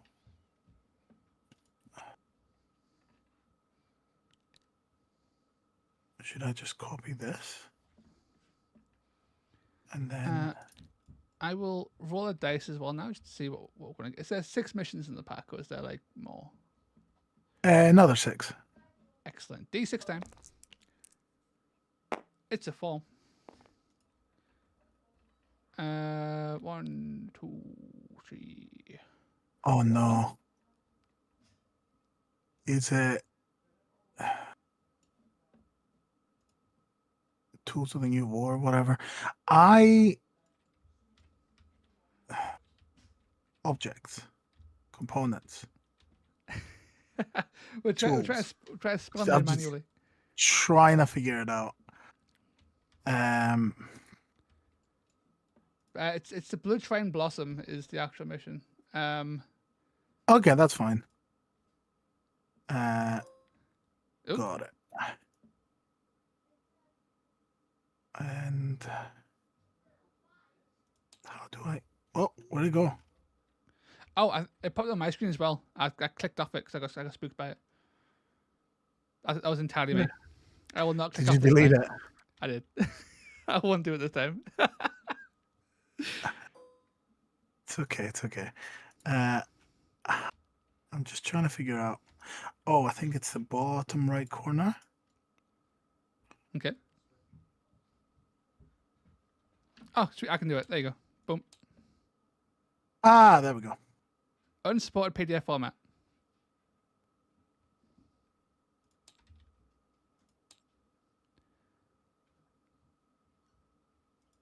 If you're seeing an image, it won't show me it. I can't see an image. I'm getting an error message when I put in the link. That's probably because you need to download an. Yes, because that's PDF. That's not. Wait, let me see. I will download now then.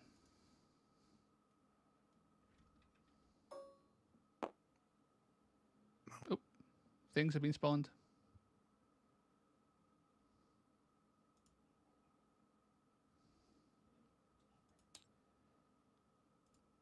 We're working through it, chat. Yeah. Yes, you need to download it and then put it. So the PDF is to upload the PDF onto it. Right. Okay, right. So it's unlocked now. We'll get there eventually. The Deathbringer was tempting to get for ping, but I knew I wouldn't use it in anything. Now he's in Warcry, tempted to try to make him work with Claude's Karanak. He fits pretty cleanly, I think, in Claude's Karanak. Like a 1 box, take out one of the mid-range guys, put in him plus extra blood whelp, and that should fit in cleanly. If my mental maths is working correctly. Hit import and you are done. Okay. Import. Ziggy giving her all the tech support. There we Yeah, I go. literally don't. It's there. Oh, We did it. I can't see it. I don't know how to do it. Oh no, I can see it. Oh, you'll have to. Oh, yeah, there it goes. Okay. Sick. I'll take this one. Cool. So I've rolled on it. We've got Blood Shrine, or whatever it's called, Blood Blossom Shrine. Can I make it bigger? Make it big. Also, right, like chat.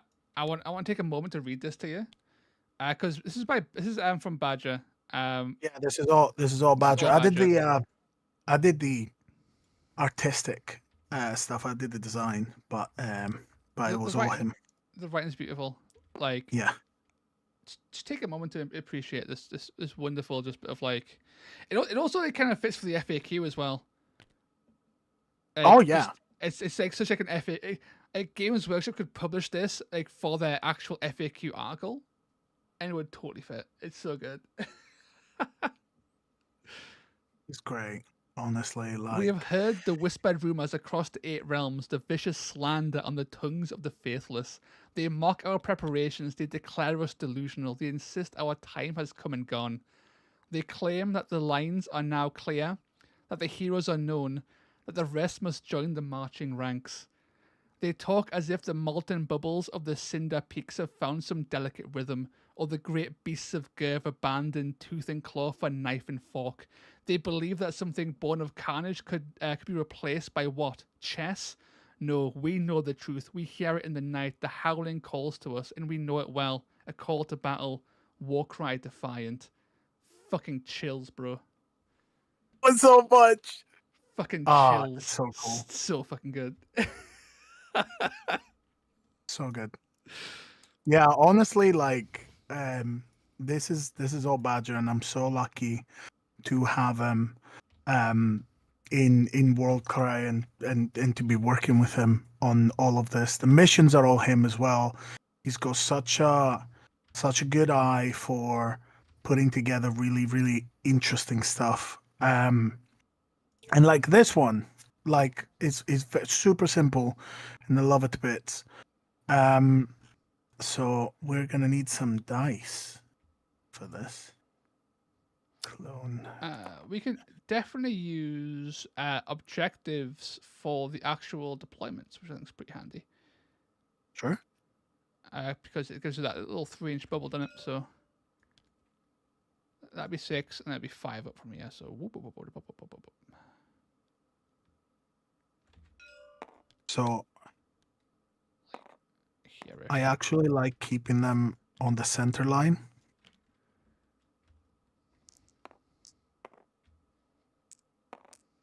So that they're all kind of close together.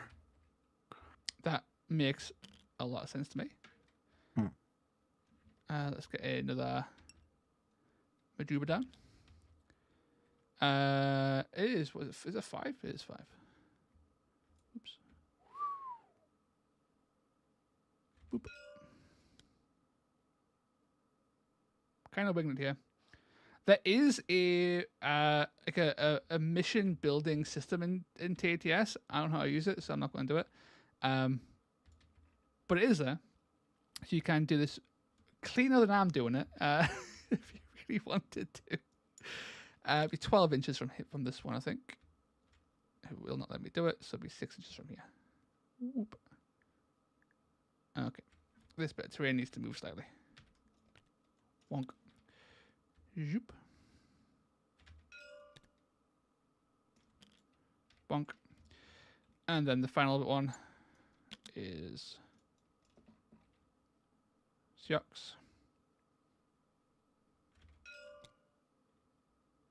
Again, this terrain is in the way.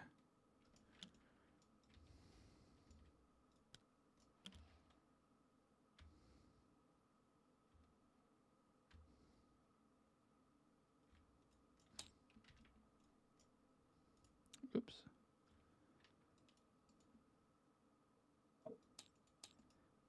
Let me move it. TTS. Behave.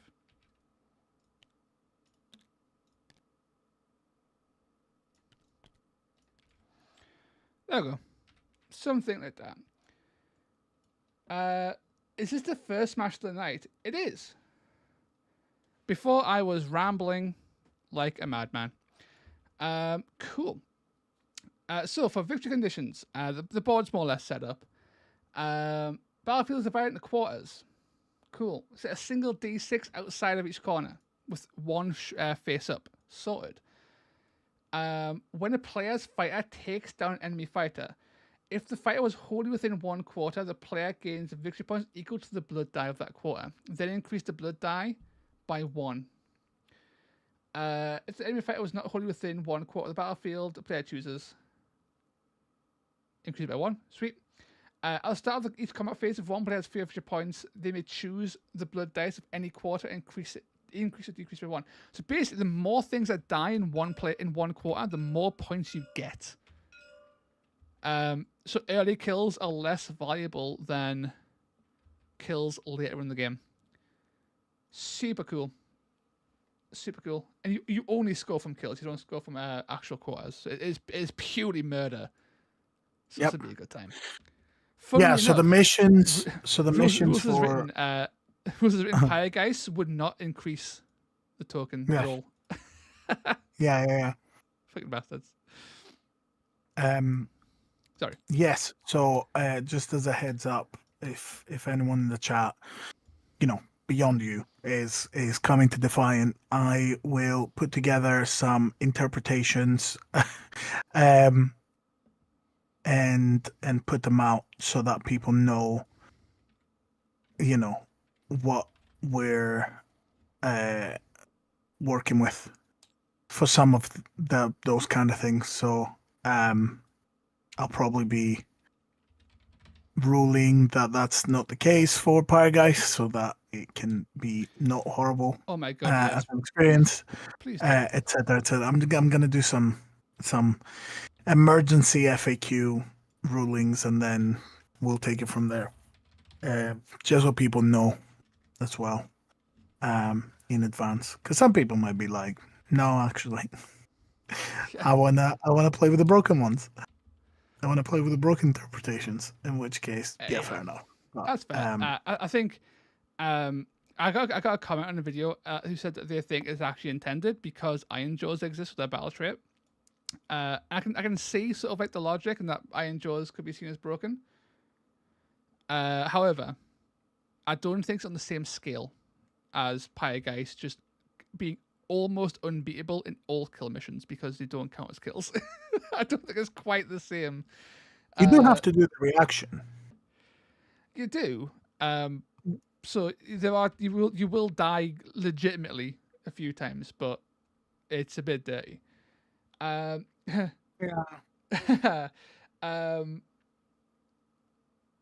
Grutz, I can't pronounce it. Grutska bastard. No Crojax self bodyguarding. Shit. Yes, that's one of the other ones. We're not doing that shit. Fuck that. Excellent. So we're all set up now. So I've even labeled them. So for our deployments. Thank you very much. Let's roll for whatever we roll for first. You get to pick whatever it was. Deployment. It is. So you deploy first, and then that's color. 2. Okay. So I'm color, right? So I don't think it massively matters because none of us really care about terrain height. I think we're just going to waddle forward and push each other. We care about deployment distance. That's true, I guess. Yeah, I'm fine. I think just vibing with red. It's on my side of the board, so I'll be red. Okay, go for it. And then I get to play first. So it's shield and shield and dagger. Okay. So we've got our bloodfly. I thought that was coming on turn 2, so I'm kind of excited that it is not. Oh god, he's facing up against fucking Deathbringer though. Okay, can I put him here and be 5 inches away from you? No, I can't be that close. My range is 8, so I can just vibe here for a bit, right? Like, you can come to me. God, these guys having 25 wounds. Honestly, I've played against them before. It still shocks us that Nurgle Robringers are 25 wounds base. It's such a vibe. Hey, Joe, how's it going, man? Martin, glad to see you don't remember the setup dice rolling sequence. Yeah, it's the most read page. Yeah, I forget every time. Like, Well, folks, I'm pretty sure I have it in all of my tournament packs. It says on additional rules, roll for deployment and roll for color. I don't want to do and those things. It's not to be prescriptive.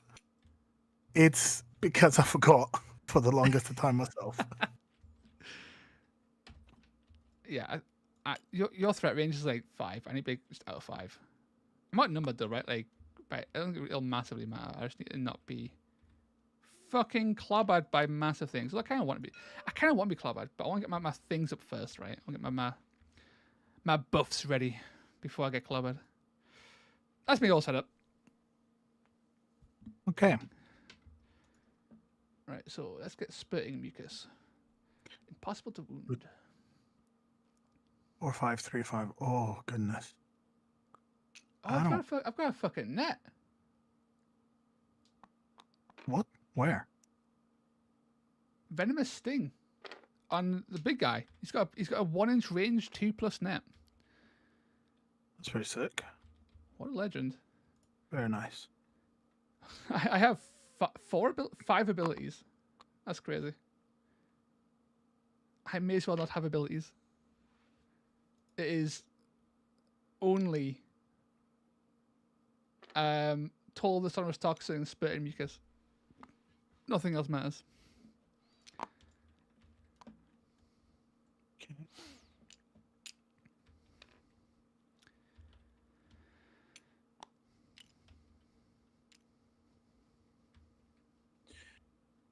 Then shield will be. Let's see what you're trying to do with the Gore Hulk. Shut up! You're seeing nothing. You're not seeing anything. That's my strat. Confirmed. I did a video on it. Anyone who attacks to turn 2 deployment is inspired by me and me alone. I've got the receipts. Right. Okay, that's me. You can go with this. Two's the biggest. Honestly, right, the fact that this big motherfucker is actually taller than the raised UI, he's still bigger than it, is just hilarious. Let's roll for our dice then. Real initiative time. Good luck. I'm raw dogging a quad 6 here. Almost. Like, legit? Fucking quad 2.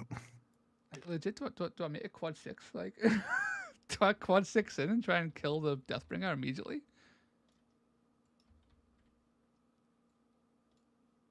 I mean, you could absolutely you could 2 dice killer kings and still kill us. Like, that's the hilarious part. But like,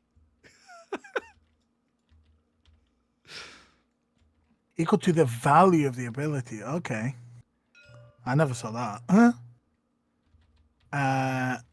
I have no quads.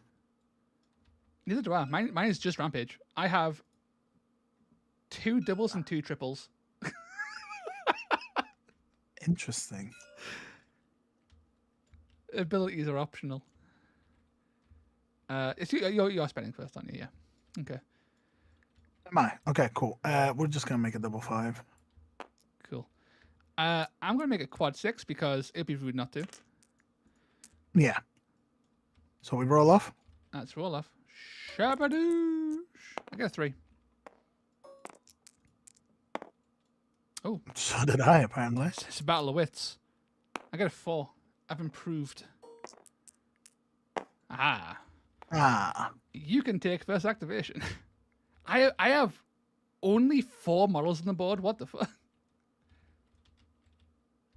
Oh, this feels bad. I feel okay. I feel light on models. Okay, right. So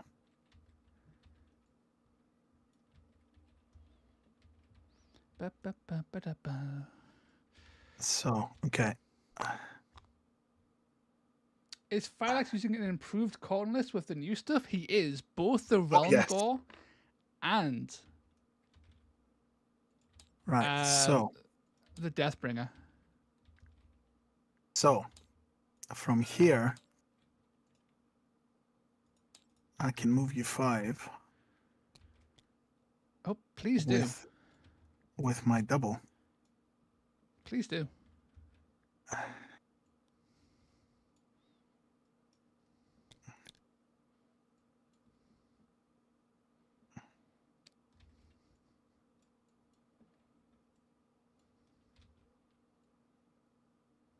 We'll do that.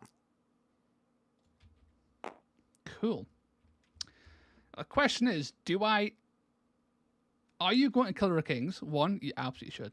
But 2, if you're a Killer of Kings, will you kill me on 2 dice? Maybe. Possibly. That'd be hilarious though, wouldn't it? Like if I just like straight up just fucking crooked it. Poor Roundgore, though, immediately gets basically sacrificed. That's the dream, right? Fuck it. Like I ain't gonna pussyfoot around. I'm gonna smack it in the fucking head. I'm gonna hit it with my big old stick. Yeah. 4 attacks on Toughness 3s. 3. Prepare to hopefully die. Shabadoosh. That is 11. 9? 11. 11. 11, wait. Oh, yeah. 3, 5. Down to 7. I'll hit you again. Go for it. That's 9. That's 9. That's fair. So Now, I 1 have point for options. you. Do I? I'm gonna be weird. I kind of want to put it in this. I'm straddling, right? Yep. So I can increase this one. No, it's where the thing dies. Oh, where the thing died. Okay. Now I've got 2 options. Either rampage in, have a good time. Mhm. I'm going to use spit and mucus. Fuck it. We're getting gross. It's not a bad idea. If you do kill me, by the way, I'll be so unbelievably upset. However, I mean, with Killer of Kings. However, the potential to do 38 damage to people is just going to be a fun time. We'll see what happens. That's very true. I'm going to do He's an my... infected bone. There you go. Makes more sense. Right, okay. So, let's see. I could rampage in. You could. And do 9 dice hitting on 3s, 3, 4. Yeah, that's not bad, actually. But that's not going to be nearly enough. I need to do 1 attack. So I'm going to move normally and do an attack. And that's 3 dice hitting on 3s. Chat, I'm scared. Almost whiffed it. 3 damage. I roll 3 dice. Go for it. So on And 3 is it plus, on it's on 3 plus. Okay. You take 1 back. Take 1 back. Mucus, come on now. And now it's 2 dice. We're looking for 6s. Because that's fucking If he funny. dies, is this... Yes, he is over a third of my warband. If he dies, it's game over. 2 6s. Ziggy, you piece of shit. You rigged this. I saw you log on to TTS. I see what you did there. Chat, we're winning. We're winning by using his own practices against him.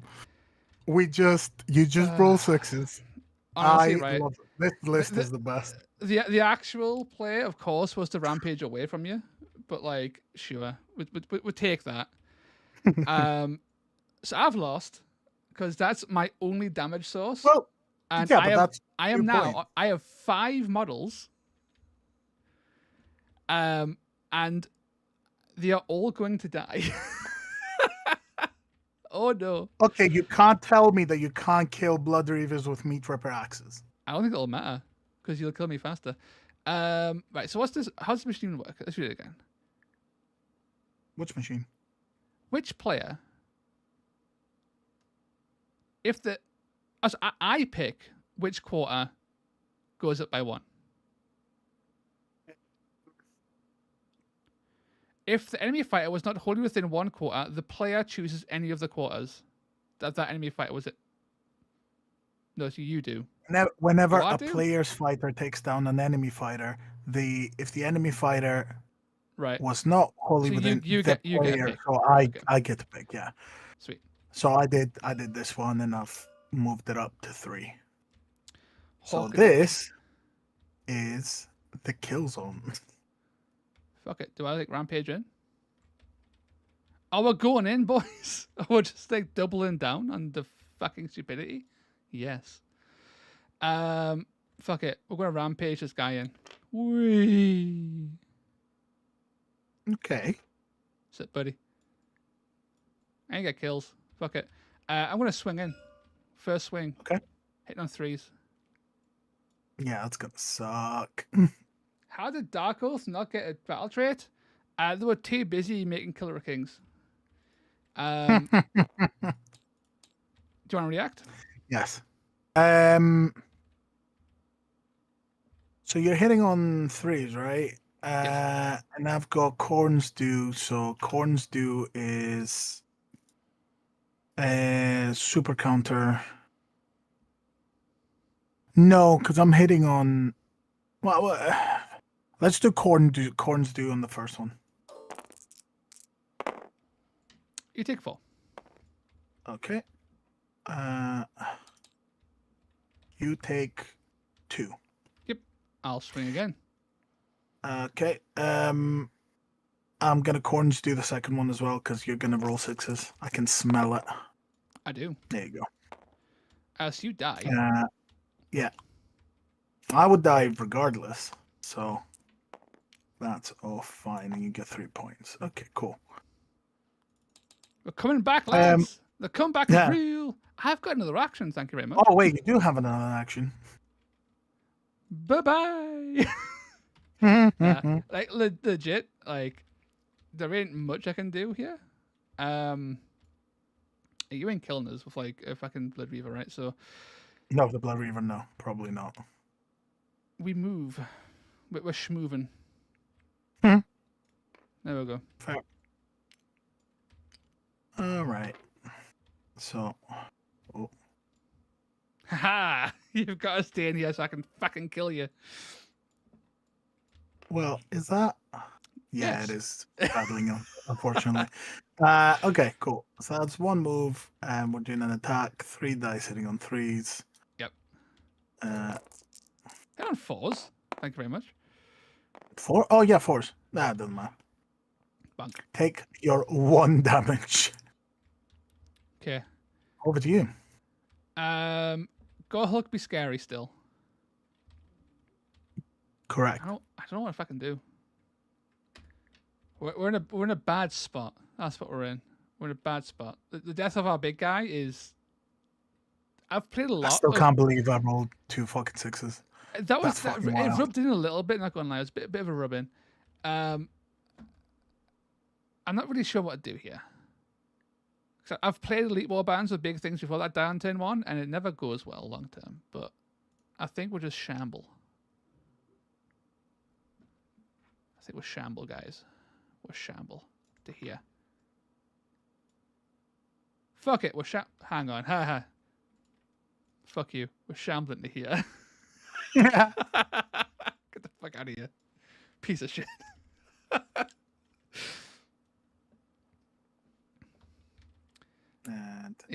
All the eggs were in 1 basket.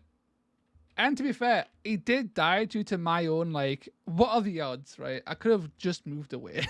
There was no need to risk death. It was entirely my own fault. Dice. I am immortal. Nothing. Don't worry. Don't worry, I'm just doing things for myself over here. Gulgok the Butcher is... How far did he even move there? Wasn't paying any attention. So he'll go like 4 to here. And just like sort of... He can't even schmoove. Oh no. My bases are too fat. Gulgok, why? betrayed me.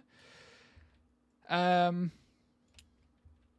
still go over here, but like you ain't having a good time. I mean, can he fit through there? Because you can just like low terrain this bit, right?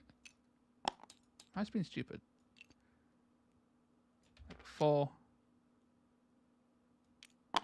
Nah, he's way too big for that. He'll just go there. He's vibing there for a bit.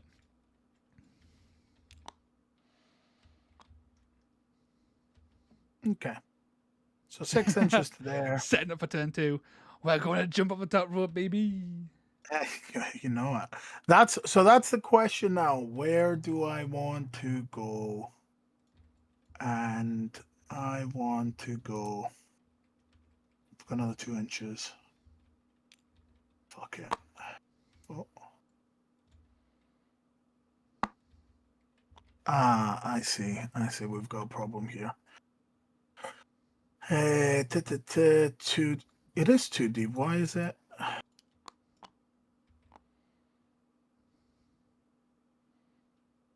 Why is it? Okay, it's not cool. So 2 inches. And that's me. Excellent. So end of turn 1, you get to increase or decrease a location, I guess, or the start of the next turn. It doesn't really matter which. Just gonna do this just in case. Spicy. Got some more Nurgle guys coming on. Let's roll for turn 2. I mean, we've got the perfect roll, and that is largely just get more doubles, please. So this is all sure. you. Okay. Excellent.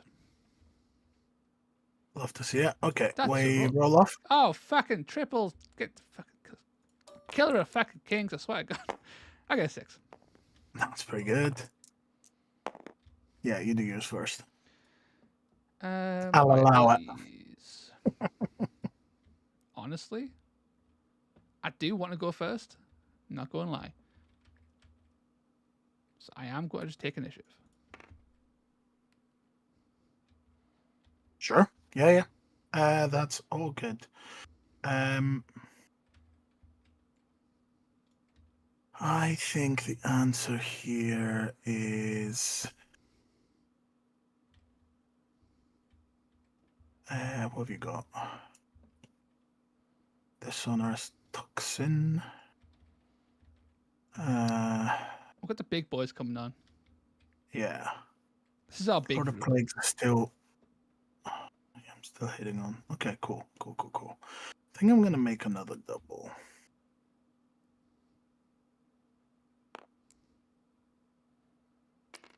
Cool. So I can deploy basically anywhere on this back line, and I think honestly just pushing here is what I want to do.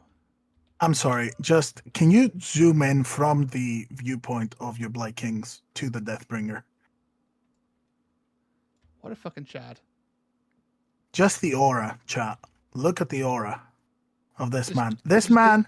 If I could flip this like, on its side and then lay it down, like. Yes. But no, but the thing is, he's been looking at their deployment from round 1. he's waiting. He's like, come on. Yeah, we are absolutely just going to fucking march on and just kick this shit out of you, bro. In terms of like raw stats, we have the same stats. Also, I need to measure this. I'm like, not like within your. No, don't measure it. Yeah, you've moved Don't forward, right? measure So you're off the top rope. I mean, you're too far away, right? No, that's exactly in. That's exactly. Yeah, get the fuck out of here. Like, that's why who do you think I am? I shouldn't measure things anymore. Yeah, we're just gonna fucking waddle our asses up here and just try and smash you. Honestly, yeah. Actually, probably this way. So he's closer to them for later on, right? There you go. That should be fine. The big boys. Here's your big boy, of course. Oh, I can only put him like that, you know? I can't put him on the side. I have to put him like that. So that I'm outside the 3 inches. Fucking bullshit. Fucking wood. Okay. What? That's That's fucking work. fine. Get out of here. Fine. I thought I'd fucking try it. He's very Okay. chill freak. He is chill freak. He is the coldest motherfucker ever. He is just like you love him like, to it. the Deathbringer. He's just got. I'm going to kick the shit out of you. Do not even come in my space. And interesting, we have the same stat profile, by the way. We're the same guy. In terms of Well, like actual attack you stats. have an extra crit, yeah. Oh, you're 3-4. Oh, And cool. I'm toughness 5 and move 4. I have no abilities, of course. Yeah, but- God forbid. This is a fairly even matchup. You have more toughness. I have more crit and more wounds. Yeah. You can kill me instantly if you really wanted to. So I have initiative. You do. You I can hate to rush admit. in here. Honestly, the kind of like dream is to like. How bad would it be to run Gulgok towards you and like just like pop her ability, spurt in mucus.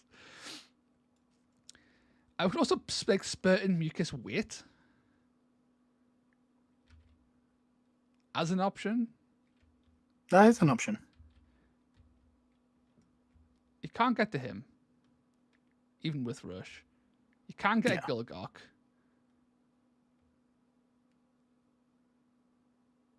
Is the option actually just to like walk away? Should have done it the first time. Fuck it. I'm going. I couldn't. I blocked myself in because I'm stupid. I am going to use double on spurt and mucus on Gulgok and wait. Shabadoosh. There we go. Wonderful. We're gonna go on this Blood Reaver and do an attack. 3 dice Okay. hitting on 4s. Okay, 1 damage.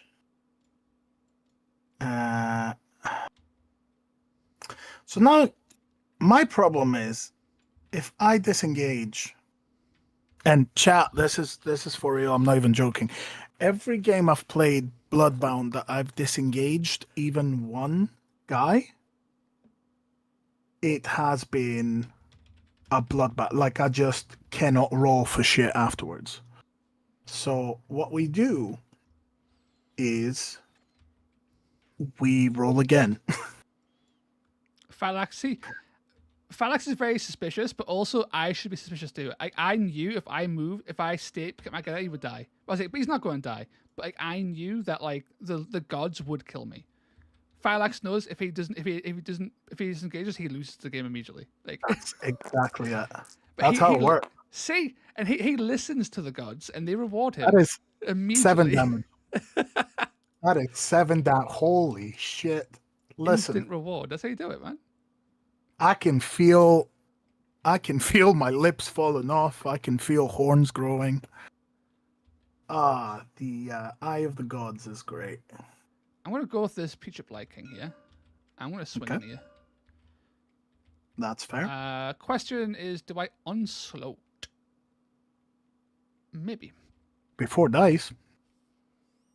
I mean, you're hitting on Threes. threes, right? Yeah. I don't know. You've got the dice. Because it's either onslaught, try and kill you, spitting mucus to make it so you can come over here. But if you do, it's gonna be like, a little bit painful for you. You can always come over here though, which is the thing. Like if I spitting mucus, you likely go over here. But then I also don't concede like 5 victory points because you will unlikely to come here. I could also like attack and disengage, and like get out of range here and like play a bit more cagely. That would What be the an way to onslaught. go. I've got onslaught. Fuck it. We're big dick in it. 4 dice on 3s. Badaboosh. So Ooh, 4. that's just awful, man. 4. I'll do it again because I want to get the kill at least. Go for it.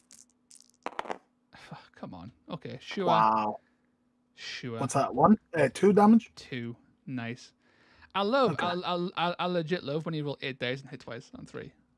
Mm. And this is why counter can fuck off, by the way, because that would have felt even worse with counter chat. Oh, can you imagine? It would have been 5 damage for the first one, 5 damage for the second one. Just disgusting shit. Also, Actually, if it would have I been 7 on the first. It was a 1-1-1-6 on the first one. I would have almost killed myself. yeah. So it was 6 on the fucking well. first, and 6 on the first, and 5 on the second. Yeah, 11 damage. Wow. Just Yeah, no. Ah.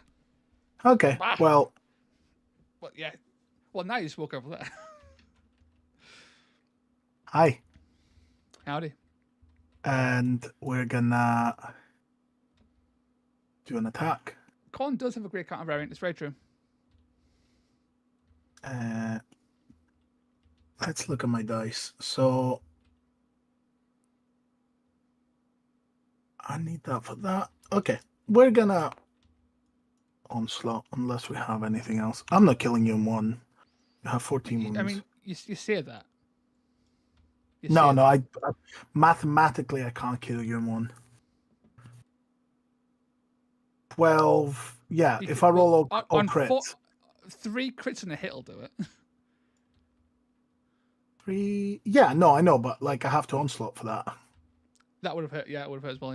Yeah. No, so it was just in case I did blood for the blood god. So I'm gonna, right, yeah. So I'm gonna onslaught. So that's move, attack. Whoa! Hit my space button. Right. Let's see.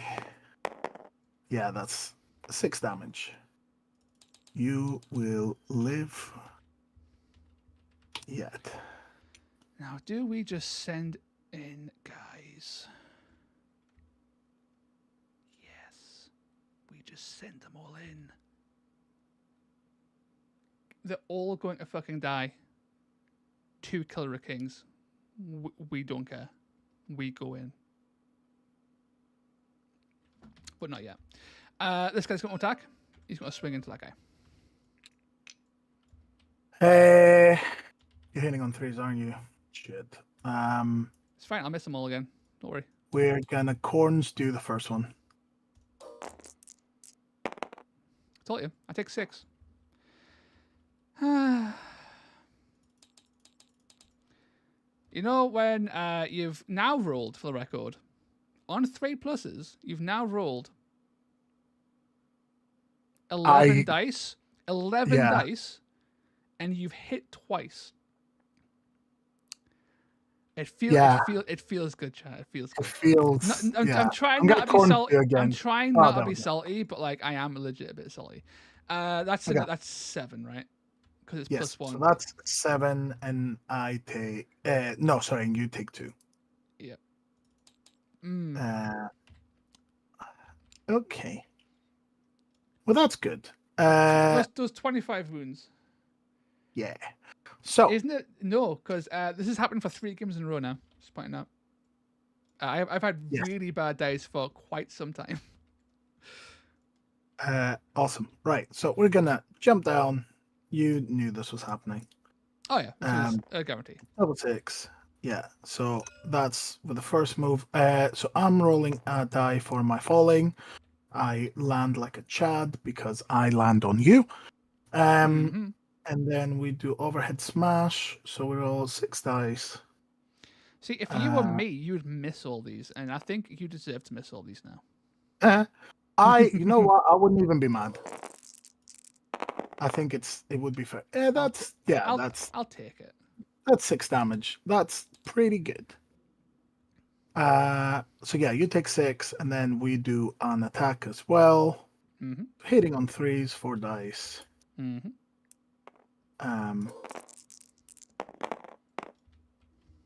Yeah, that's another 6. That's 2 1s. That's pretty. Oof. So all the threat of this guy's now gone. You were coming over here anyway, because pinching this is too good. But it means I'm not, tempted to come over here, which is what I didn't want to happen. Let's move some guys up. Importantly, I want the big guy coming in. He's the more important guy. I want him to be in range. In a straight line, that should be in range.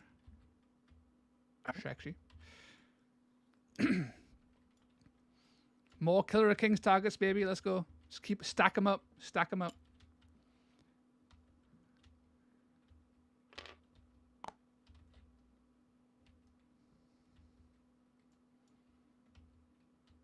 run them this way? Do I run them this way? To kind of block you from bringing more of them in? That'd be annoying. It's not a bad idea. And they ain't dying, so say, you know, Well, they'll be they tanking are. those 344s all day. The problem is they are dying. They will be dying. So, let's. Can we get him outside of one, but inside of one of this? With a double move, I reckon, yes. Cool. Let's get some more lads in. We'll bring in the lads. Shabadoo. Oh, nice. Who needs the +1 move when you've got movement 3 and complete luck?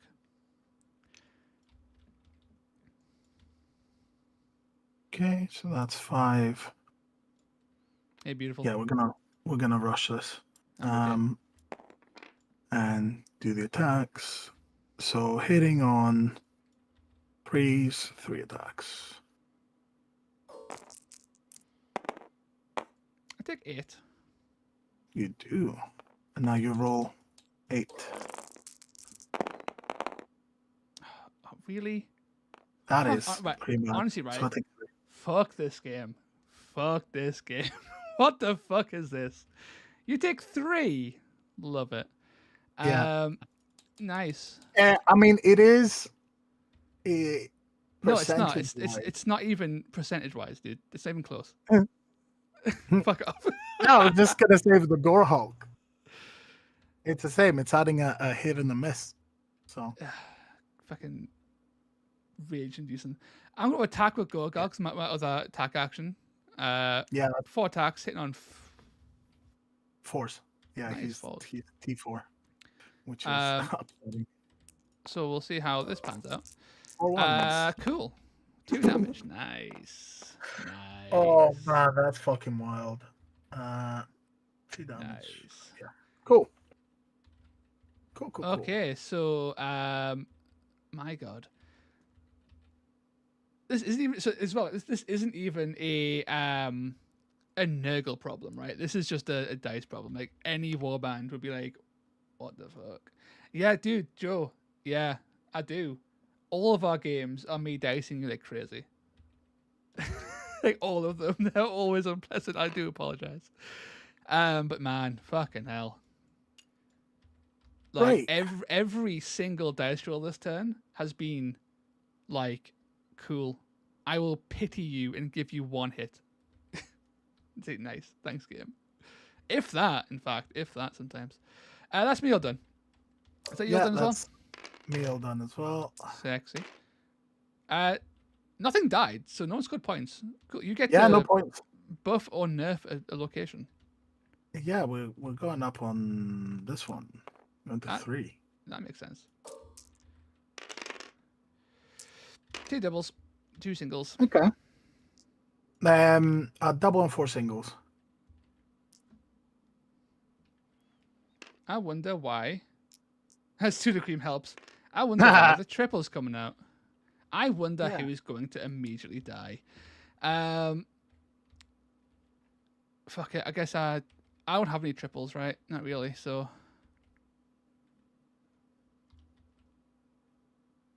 guess we make doubles and hope for the best. So we shall see. There's no way I can do this twice, right? So I mean, you will. It's fine. Don't worry about it. You've been fine so far. I would not be too concerned. You know those videos are like moments before disaster. It's the ones that are like always skipping to the end, and usually the end, like you play the video, and it's like someone doing something, and then it's interlaced with frames from when disaster hits.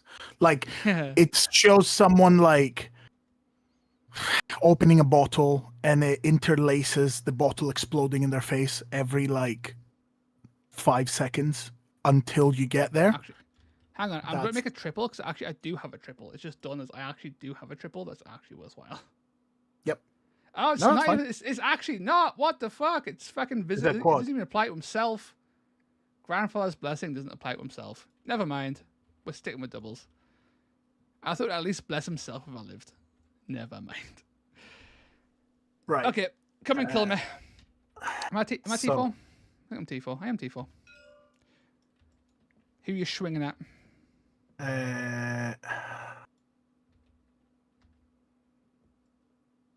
I'm going to swing at this guy. Yep. Impossible to wound. I knew you were going to do that. Of course I was. Back off. Get out of here. No, it fucking mattered. Of course you roll 2 crits. Fuck off. Come. Of course you would roll 2 fucking crits. So stupid. Okay, so Okay. for no, I that's wrong too. apologize for being salty, but fucking hell. I This listen. fucking game. I'm with you. I'm Just with you, dude. one tap him. Just do it. Just one tap. Hit him, then one tap him. I'm waiting for it. Just Okay, fucking do it. so Let's you not know, pussyfoot like, around. so listen. On the inside, my brain is like, just leave, dude. Just but I can't disengage, so I have to hit your big dude. I hope all your dice in real life fail. So you take 4 damage. Yep. And And then, then so you've rolled 6 dice and you've rolled 3 6s so far. 3 crits. Yeah. 4 dice will, of course, a 6 will appear. Oh my god! No, it doesn't happen. Go, we're so back, boys. Which is, Also, I you mean, at scored, this point, fair. you scored 5 points, by the way. I score. No, 4. 4 points. Yeah. 4 points and that goes up. So, okay, do your worst. Well, worst ain't much. Oh no, don't do that worst. I wanted my guy to live so I could kill him, but I can't do that because he's dead. And this guy sucks. He ain't doing shit. Like with my dice, I ain't 1/6. I ain't fucking happening. Let's be fair here, guys. We're doing it anyway though. He needs to die because he will give me 5 points. He is really important to the death. The success of this game is him dying. It's To true. be fair, these all die soon. It doesn't fucking matter. Like, there are so many things that need to happen. Fuck it. I don't think it really matters. So I'm going to go... He can just fuck off and go away. He can't. He needs to die. I say that he has to die. But also, I have other things to happen. Fuck it. Bubbles. We'll waddle. We'll waddle. We onslaught because we have to. Okay. One fucking 6. Just. I need game. Game. Fucking one time. One time is what we need. We're so back, Yep. boys. We're so back. Where was that before? Okay, You get 5 that's points. 5 points. Now, it's not huge because there are so many points here about to die that I don't think it actually matters. But we're taking it.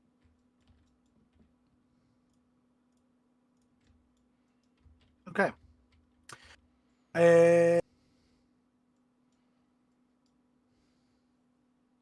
Go Hulk. Go Hulk. Yeah. Oh, there you go. 4 dice, hitting on 3s on Impossible this lad. to wound. That's fine. First attack. It worked. We're alive. 4 damage. Yep. We're alive. Wait. How much damage? 5. How much? I had 5 left. So Oh, 11-1. okay. Cool. That's fine. I'll do it again. Counter. Fair. Take 2 damage. Woo! Well, I take 2. Okay. That scores you 3. Awesome. That scores me 3. Okay. Gulgok, my boy. He's going to swing into this boy. Man range him? Go for it. No. No. Are you going to react? I assume you're not going to react. No. Can I just take fast roll all eight? Is that okay? Yeah, go for it. Shabadoosh! That's 2, 4. So that's 10. Nice. And we're spurting mucus. Go for it. Because theoretically, I've got enough wounds that if you kill me, you might actually die. You won't. So I've done a total of like 3 damage with this ability. Which, for the record, chat, this ability actually is really fucking good. It's really good. It's not performing this game. It's very good. Sick. Okay, cool. So I'm gonna bring this boy in and do his attacks. Yes. Now we counter spitting mucus by trying to take away my wounds, which is definitely the way of doing it. Oh yeah. Because I can 3 dice, right? It would be 3 dice, right? I mean, I'll take that roll. I'll take the 6 dice roll. Yeah. I mean, yes. I fucked. Well, I mean, you couldn't react, so I just fast roll. That's true. Okay. You have to move in though, so you couldn't have. Wait, it is 3. Fuck. Yes, you're right. I will take this roll. But yeah, no, that's fair. I'll go with the Lord of Plagues. Heal onslaught. All right. He's going to swing on Deathbringer. Hit you on 4s. Yep. 8 dice. So that's 8 dice. Yep. Ooh. That is 16. Nasty. 16. The dice are coming back. Oh, we're going down We're to coming back. 9. Cool. Is this our time? Okay. So we're going to bring this guy in and do his attacks, which are 3. Yep. Roll well so I can kill you with it. Sick. That's oh, one my damage. my TTS just full on crashed. Hopefully it promotes me. I'm still in it. Oh, no, I'm not. I vaguely recall what the actual wound totals were because they will reset. Nurgle, for the love of grandfather. Yes, Nurgle for the love of grandfather. I mean, he's not been supporting us recently, but you know, I will curse Nurgle for sure. Right, so I need to create the server again. I vaguely recall what wounds everything were, so I will try and reset them back to normal. I just fucking made a whole. I need to do it again. I just made a new game as opposed to loading the old game. Create multiplayer server.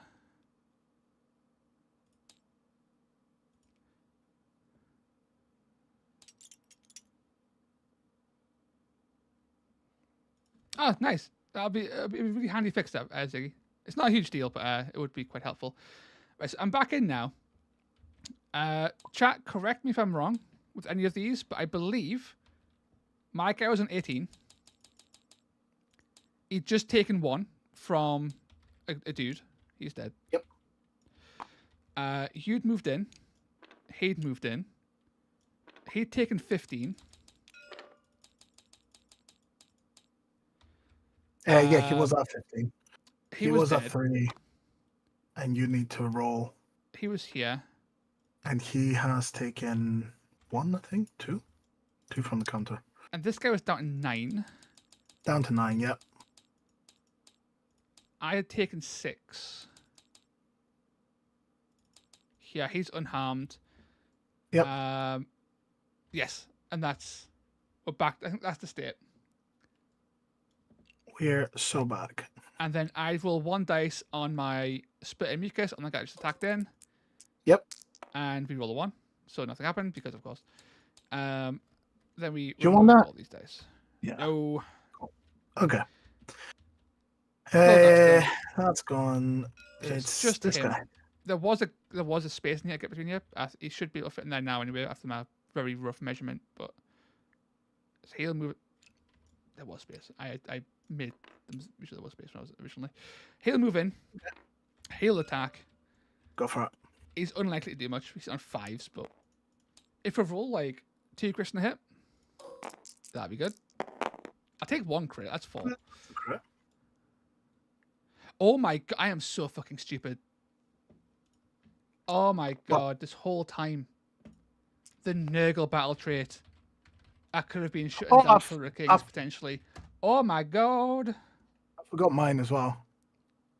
Good, it's Amazing. fine. We are both useless. Turn 4, our battle traits turn on. Let's go. I'm out, guys.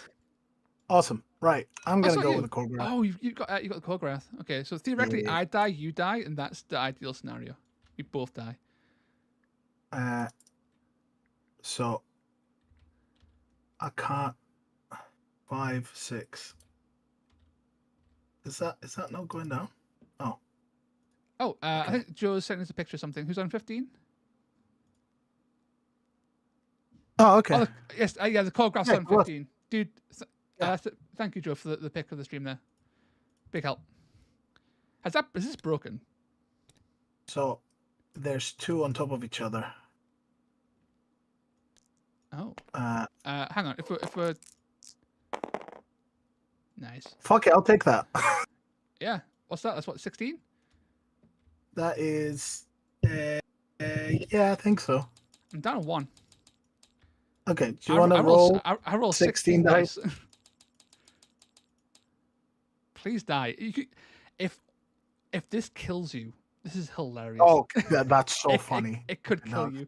It won't. It needs to be an amazing roll. But if it did though, that's pretty good though. That's yeah. You take 12 damage. 12 damage. Wow. Almost getting you. Down to 3.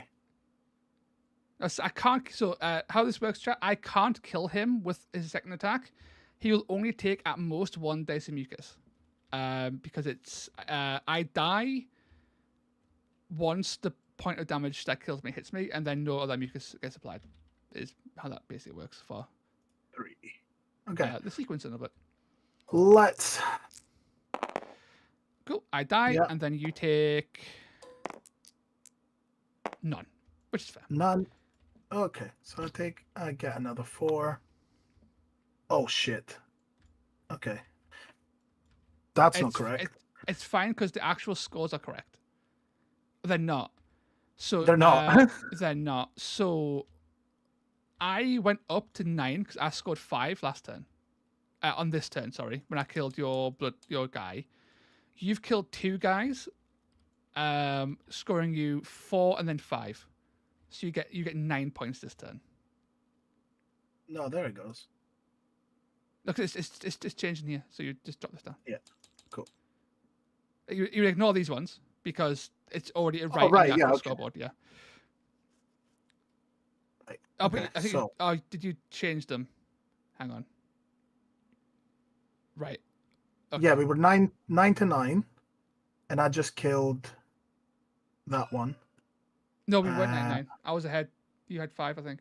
I've got a screenshot, no. Joe. I'll reference the screenshot. Hang on. Oh yeah, okay. Because that should have the scores on it as well, theoretically. They don't. Oh no. I can, in fact, just go. I can just rewind the stream. Hang on. We're picking it up. I think you had 6 and I jumped to 9. And you've just gained 9, so you should run 15 overall. Okay, wait. No, you had 6 according to the stream. Yes, so I had. So gaining 9 now takes you to 15. So I had 2 on round 1 or 3 on round 1. Then I was ahead. I had 4 on round 1. Yeah. And I had 2, I think.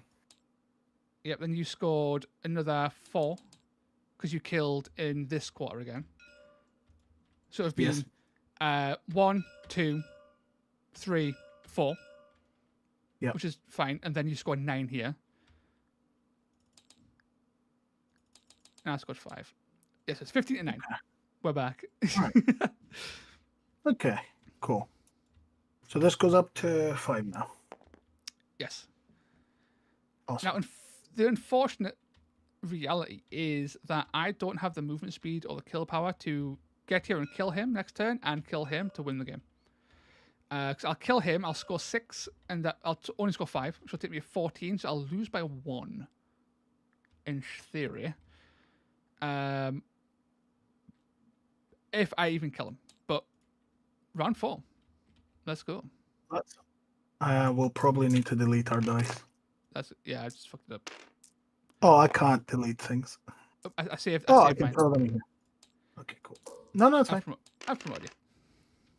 Oh, thanks.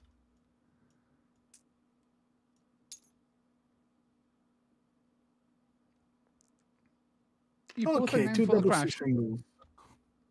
I'm trying to figure out how we were both on 9 before the crash. We were both. I Yes, don't we think were both. How were we both on 9 before the crash? I remember being on 9 before the He was crash. worth. He was worth 2. He was worth 2. This guy was worth 4. So that's 6. These guys add to 9. I don't get how you had 9. Because these guys have died this turn, right? Oh no! Hang on, no. It was 9 before the crash. Because this guy had died before the crash, so it would have been 9 before the crash. No, you are entirely right. And then I go up to 13. Yes, because it would have been Because 3 the for last him, then 4 for him. 4 for him, yeah. Okay, I think we're sorted out. No, because I killed a guy.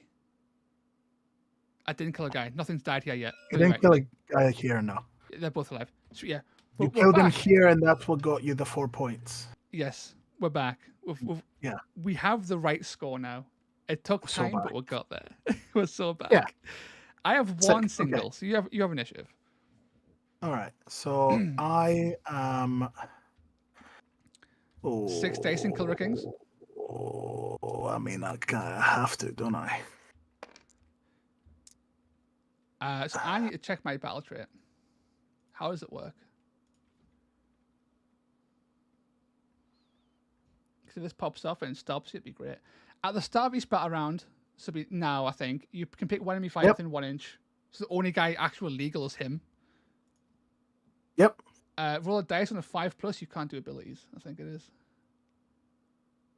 Can't use abilities or reactions. Yep.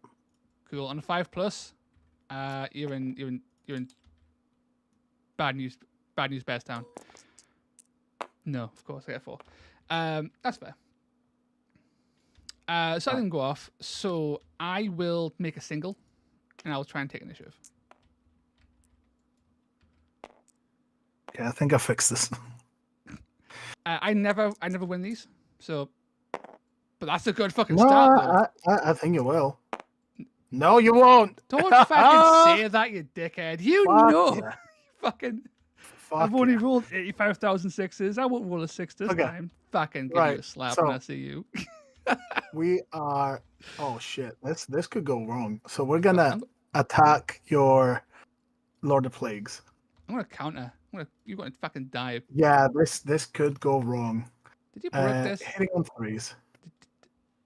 Did you break the dice roller? No, I fixed it. Well, basically what happened was I'm getting error and scripts everywhere. Oh, well, I made the clone of it and deleted the old one. Right. Let's see. You take 3 damage. Oh no, you did take 3 because there's 2 missed dice and 1's a 1. Yeah. So that's fine. That's 1 more. Okay, cool. So 6 dice. Kill Rickings, baby. Fucking missed them, please. Come on. Nope, you're dead. So sad. 5 points for me. Okay, and then we will do the ultimate fucking. I'm just gonna disengage over here. That is the biggest fuck you, actually. Cool. I'm gonna go kill you, but like, it is the biggest. But you're not gonna feel good about it. Strike them down. Fuck you. Yeah, that's a good point. You're gonna die in this. I'm gonna kill you and strike them down. If it works, hey, listen. If it works for you, yeah. It hit. That's a 2+. I had 2+ dice. Come on, now. Go for it. Don't fucking get me a 1. Go for it. Let's go. That's a 2. Nice. Okay, yeah, fair. So you get 6 points. It's not enough. I need initiative, but still. Which one did you do the reaction with? So he wasn't in range, so it had to be this one. All right. Oh my god, there's a guy over here who's wounded. Oh my. Fucking dreams alive, guys. Okay, so we're schmoving. We're in fucking range, so range 2. Oh my god. You are. Okay. We're schmoving, lads. We're on the way. Straight line this shit. 3 inches. We're I'm in. gonna be so mad. We deserve this win. Salt do, damned. actually. We deserve this fucking win. So it's where you are that counts, right? So I would get 5 from this, not 6. Yes, you would. Yeah. Okay. Now, the question becomes, if I kill him, do I die? Because Onslaught's the answer to try and guarantee the kill, right? That's the answer. However, to stop this guy getting in and potentially just murdering us, Mucus would be really helpful to disincentivize people coming in to kill us. You know what I mean? Yes. But I think I do have to go with. I need to give it. I don't know. It's hard. It's difficult because I think the answer actually is Spurt and Mucus, because otherwise you've got this guy and this guy in range to come kill us. It's only one attack each, but they could kill. Yeah, I like was gonna say crit they're hits not 20. doing. Yeah, it's true. On. Actually, you've did, rolled that don't already forget, this game several times. Don't forget, I did try to disengage. Therefore, Corn's not That's with me anymore. true. Oh, Corn's abandoned you. Okay, that's true. On average, you die on 4 dice. Yes. I mean, I should, right? Oh my god. It's hard. I don't know. Onslaught guarantees a kill, but I might just straight up die. Spurt and Mucus means if you kill me, he will definitely kill himself if he tries to come and stop and try and get in. Is he in range? No. You have dice. You have dice. I have dice, yeah. I have some dice. The dice are... And you can squeeze through there. It'll be a rush. With rush you can get in, even with rotations and shit. But you're not onslaughting. He can onslaught, and that's terrifying. I'm gonna 4 dice. I'm not gonna onslaught. I think it's... This is the mistake. I think if I onslaught and I overkill you, it'll be sad because I'll die. If I don't kill you now, I'll be sad because you're not dead. But fuck. Yeah, fuck it. I'm gonna Spurt in Mucus and just attack 4 times. After. This is so scary. Okay, dice, please. It fucking. That's a 6. That's 5. Yeah. No, I mean, it doesn't matter. I take 4. But you take 4 damage, yeah. Okay, now. And I score 5 points. You do score 5 points. Okay. That was very good. Okay, cool. So you have the squirting thing. Yes, I have Spurting Mucus, so... Gotcha. If you attack me, you'll be taking some damage. Okay. And you're going to definitely try and claw back those wounds a bit. Oh, yeah. Which is definitely the way. 4. That's the first one. That's 2 damage. So I think 2. Yeah. You take 2 back. You take 2 back. Not that matters. Okay. Boop, boop. Right. So.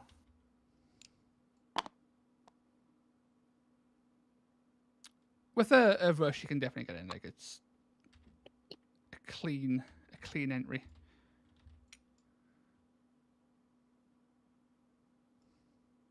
That is 3. Whoa. I mean, I can rotate a little bit. Because I don't need... Oh, no, my base needs to be there. Okay. That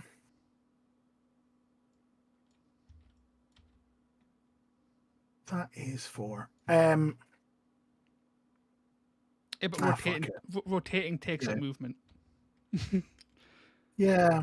You have a rush. You have a rush to get in an attack, dude. Like rush and attack. Yeah, I'll do that, but he'll do that last.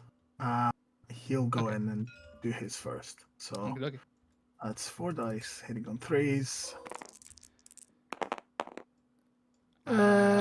6, 10.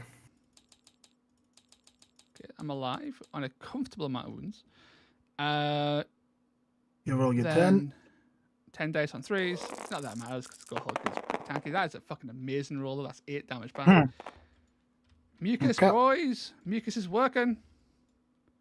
I am down to 9. Yeah. Now, I might survive this guy's attack. So not only I've got could you a guy. survive. I have a guy. Yeah, sure. But I mean, oh shit! Yes, sorry. My guy. He moves in. You can't do anything. Yeah. That's so Thanks, Ziggy. you might. Shit. Okay. If I die, you will likely die. Yes, but the thing is, if I don't die, you might still die.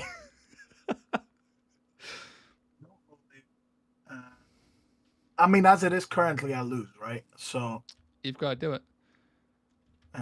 Has Spirit and Mucus actually like Loki won the game? Yeah, that was good. Yeah, because cool. Gulgok's Mucus did a bit of damage as well. It's like it's being good when it's being good. Okay, so 3 hitting on 3s. Come on. I take 8, so I'm alive on 1. That's not enough. Fuck.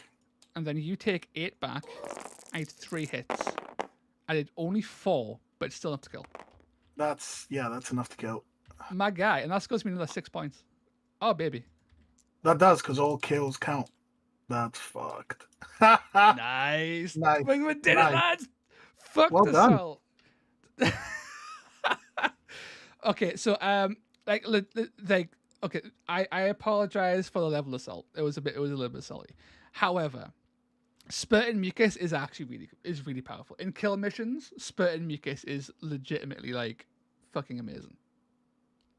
Like without it, I would have lost, right? Like the Deathbringer ignores it, but like this guy almost died entirely because of Spirit and Mucus. The Gohulk took like 10 or 8 wounds, whatever, from it as well. Like it popped off when it popped off. It's a very powerful ability. It's very passive is the issue. It's super passive. Your opponent can just ignore it, but that can also be to your benefit. So I have a question. Yes. Which just occurred to me. Okay. So this boy was the Deathbringer. Yep. Says on any unmodified rolls of 6, allocate a number of damage points to that enemy equal to their wounds characteristic. And Spirit and Mucus says each time of this fight is by a melee attack action. I thought I had it. I thought I found it. I checked this immediately because I was like, oh yeah, you do like a damage point 1 point at a time with this technically, like yes. It's not a melee attack. It's no. That's fair. Yeah, I was like, oh, does Spirit and Mucus actually counter Killer Kings? Yes. Almost, but not quite. Almost. Not quite. Yes. That was very good. Killer Kings is actually outstanding, right? Like, it's such a good ability. It is more reliable than you would think. The 5-inch threat is very limiting. But in a kill mission, you have to sort of like, if you keep him near some chaff, like you did, to kill the chaff, you risk Killer Kings. That guy killed, for the record, if you've just joined chat, he cleanly killed 70 wounds of models with just Killer Kings. 70. Oh, pal. And it did fuck all for me. And you know what's the funniest thing? It was the disengage that lost me the game. It was. Because if it wasn't for the disengage, you would have had to activate this guy and do the attack to kill him. Or you would have, gone anyways. I'm just going to check. So, a fighter can make this reaction when a visible enemy fighter within 1 inch makes a disengage action. Okay, before the fight, I was going to say, if would you die over here or in here? No, Striking down happens before you move specifically. Yeah. It wouldn't have actually mattered because I would have lost 6 points, but I would have still been up by 2. Because the choreograph would have sealed the deal there. But interesting. That was interesting. Very interesting. It was a good match. But see, this is what I mean. Like, a lot of this stuff here feels. I know people saw Killer Kings and went, "Oh, that's too much," and they saw the mucus and went, "Oh, that's also too much." But like, there's counterplay. There's things you can do to work around them. Like, it's interesting. It's fun. Well, you tried to apply some of the spitting mucus counterplay straight. You didn't just run guys in to take damage. You were like, oh cool, if I attack him at full health, I die. So I'm going to chip away with chaff, so I will not die now when I attack my guy. I might take massive damage, but it won't like kill us. Like chipping away with like weaker models to lower your total wound output is very effective. And Killer the Kings is good. It is. I think it's still avoidable. It's still very avoidable. You missed it once, which is fair, right? Like you will miss Killer Kings every now and then. When it lands, it's huge. Big thing to note though, his actual stats are so underwhelming. He did next to nothing in actual combat. Oh yeah. Well, 3-5-3-4 kind of whiffed, right? Like he's he almost failed a Killer King's trigger. Like he almost didn't do damage on a swing. I mean, which shows another weakness, right? Which is kind of spooky, right? Yeah. I just remembered something. Give me a second. I just need to check. Oh God, your battle trait, yeah. What's yours? My battle trait. It's within 1, so it doesn't matter. Oh, wait, it does. It does matter. It does matter. How does it work? Where's it? On a 4+, it's D3 damage. And you were down to 1. Yeah, so when a fighter's battle trait is taken down by anything. Okay, so even the I might still die here. Someone won. Okay. Okay. Right. That's not gonna work, but it does. So I die. Oh no. Yep. And you score 6 points from that, right? Yes. But it doesn't matter because it's actually the actual final score is 24-26. Yeah. So interesting. Because again, this is a kill mission, right? This is a very kill focused. It is entirely a kill mission. It's not even kill focused. It's entirely killy. And my warband isn't killy. Like we are 3-4 T4 profiles everywhere for the most part. And Spurt and Mucus is what more or less kept me in the game, right? And scored those points. It's interesting. I like the mission a lot. It's very cool. It's you have to be so careful about the sequencing, which is like such a core skill to this game. But yeah, I really like it. I don't know why, but like just having the dice like on the edges and just like driving the scores up, just really fun. It is fun. But yeah, if you don't mind, me telling your wonderful audience where they can play this in a competitive, of course, in a competitive sense, we're actually doing pretty well on. Well, pretty well. We're doing a lot better than we were last week, but people have started signing up for Defiant. So at Tabletop Scotland, if you want to come up, we are right next to Edinburgh Airport, and Toast will be there playing, and we'll be playing these missions in this new FAQ. It's very exciting because the Defiant has 4 players plus 2, 6, plus another 2, 8. So we're already at 8 for matched play. And then for of Ashen Memory, for the narrative, we are at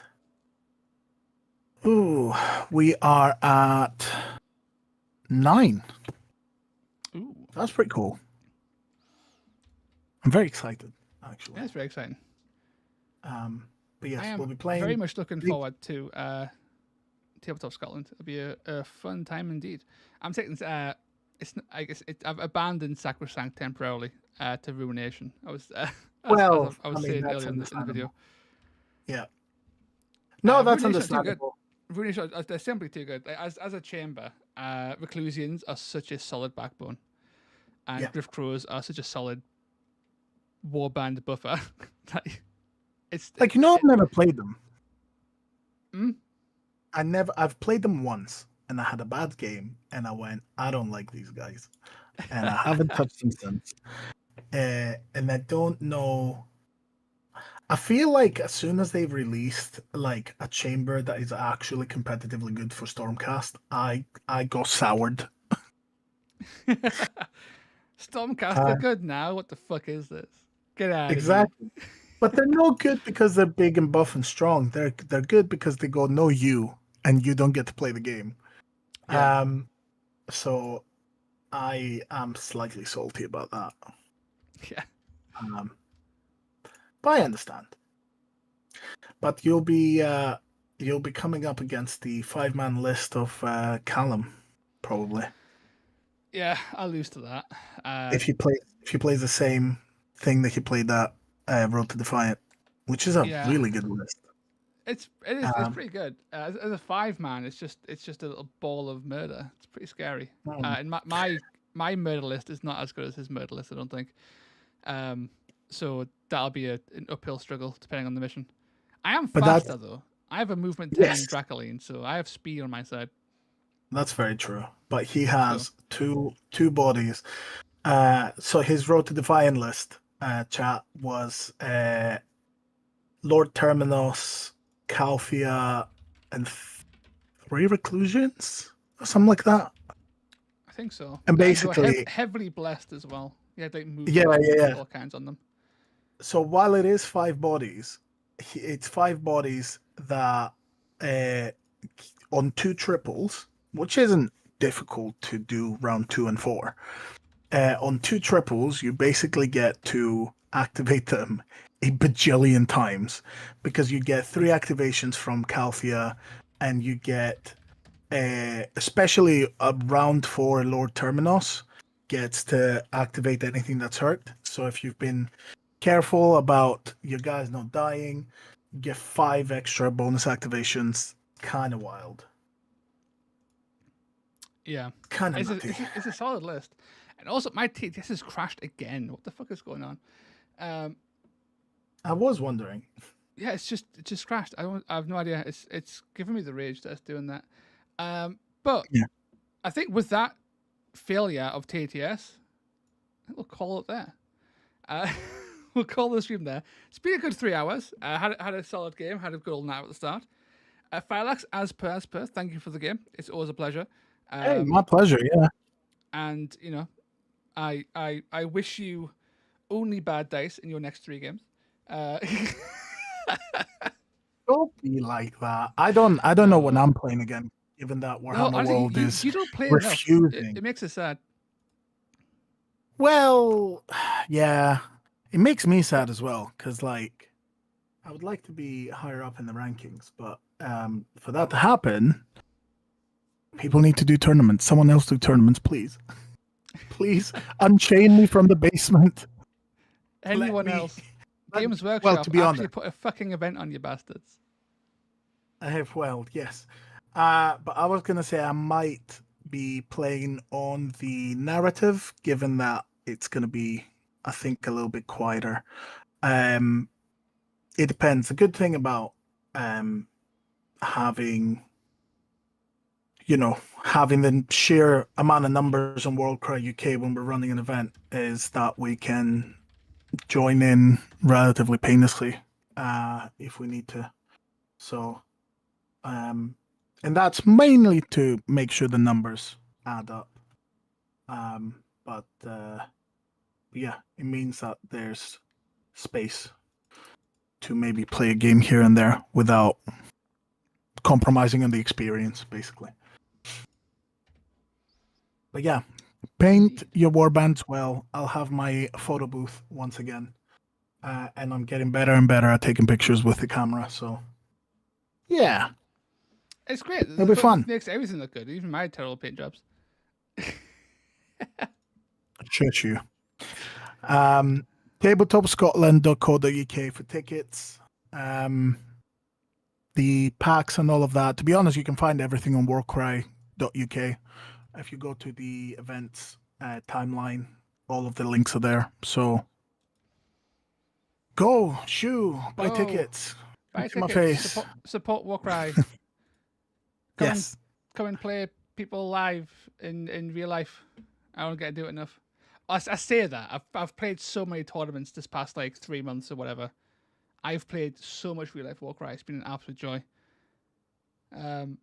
Courtesy of Southampton and Warfirellax, of course. Traveling to around the country playing Warcry tournaments.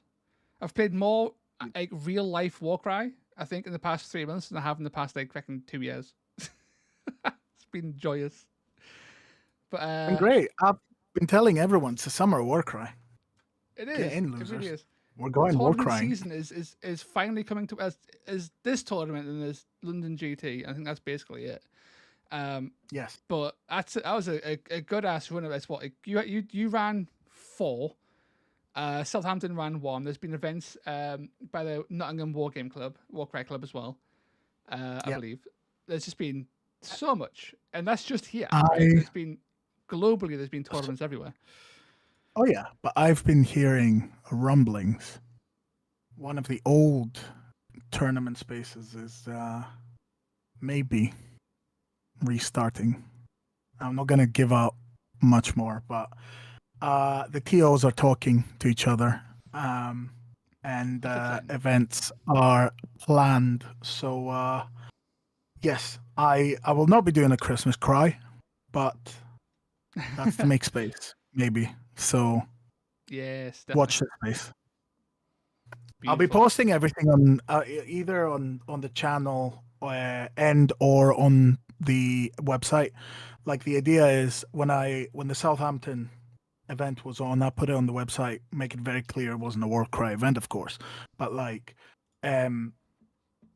I will probably be putting on the local events that I know of from people I know, and I'm happy to recommend. Yeah. So yeah, keeping an eye on that will probably keep people pretty up to speed. And if you have a smaller tournament you want to publish, and you want more eyes on it, I can't promise you that too many eyes go on the website, but yeah, get in touch. Let us know. We'll put it on. But yeah, beautiful. Well, I guess we'll call it there. Thanks to everyone again for joining in. Thanks for Alex for popping on, and I'll catch you all next time. Ta-ra.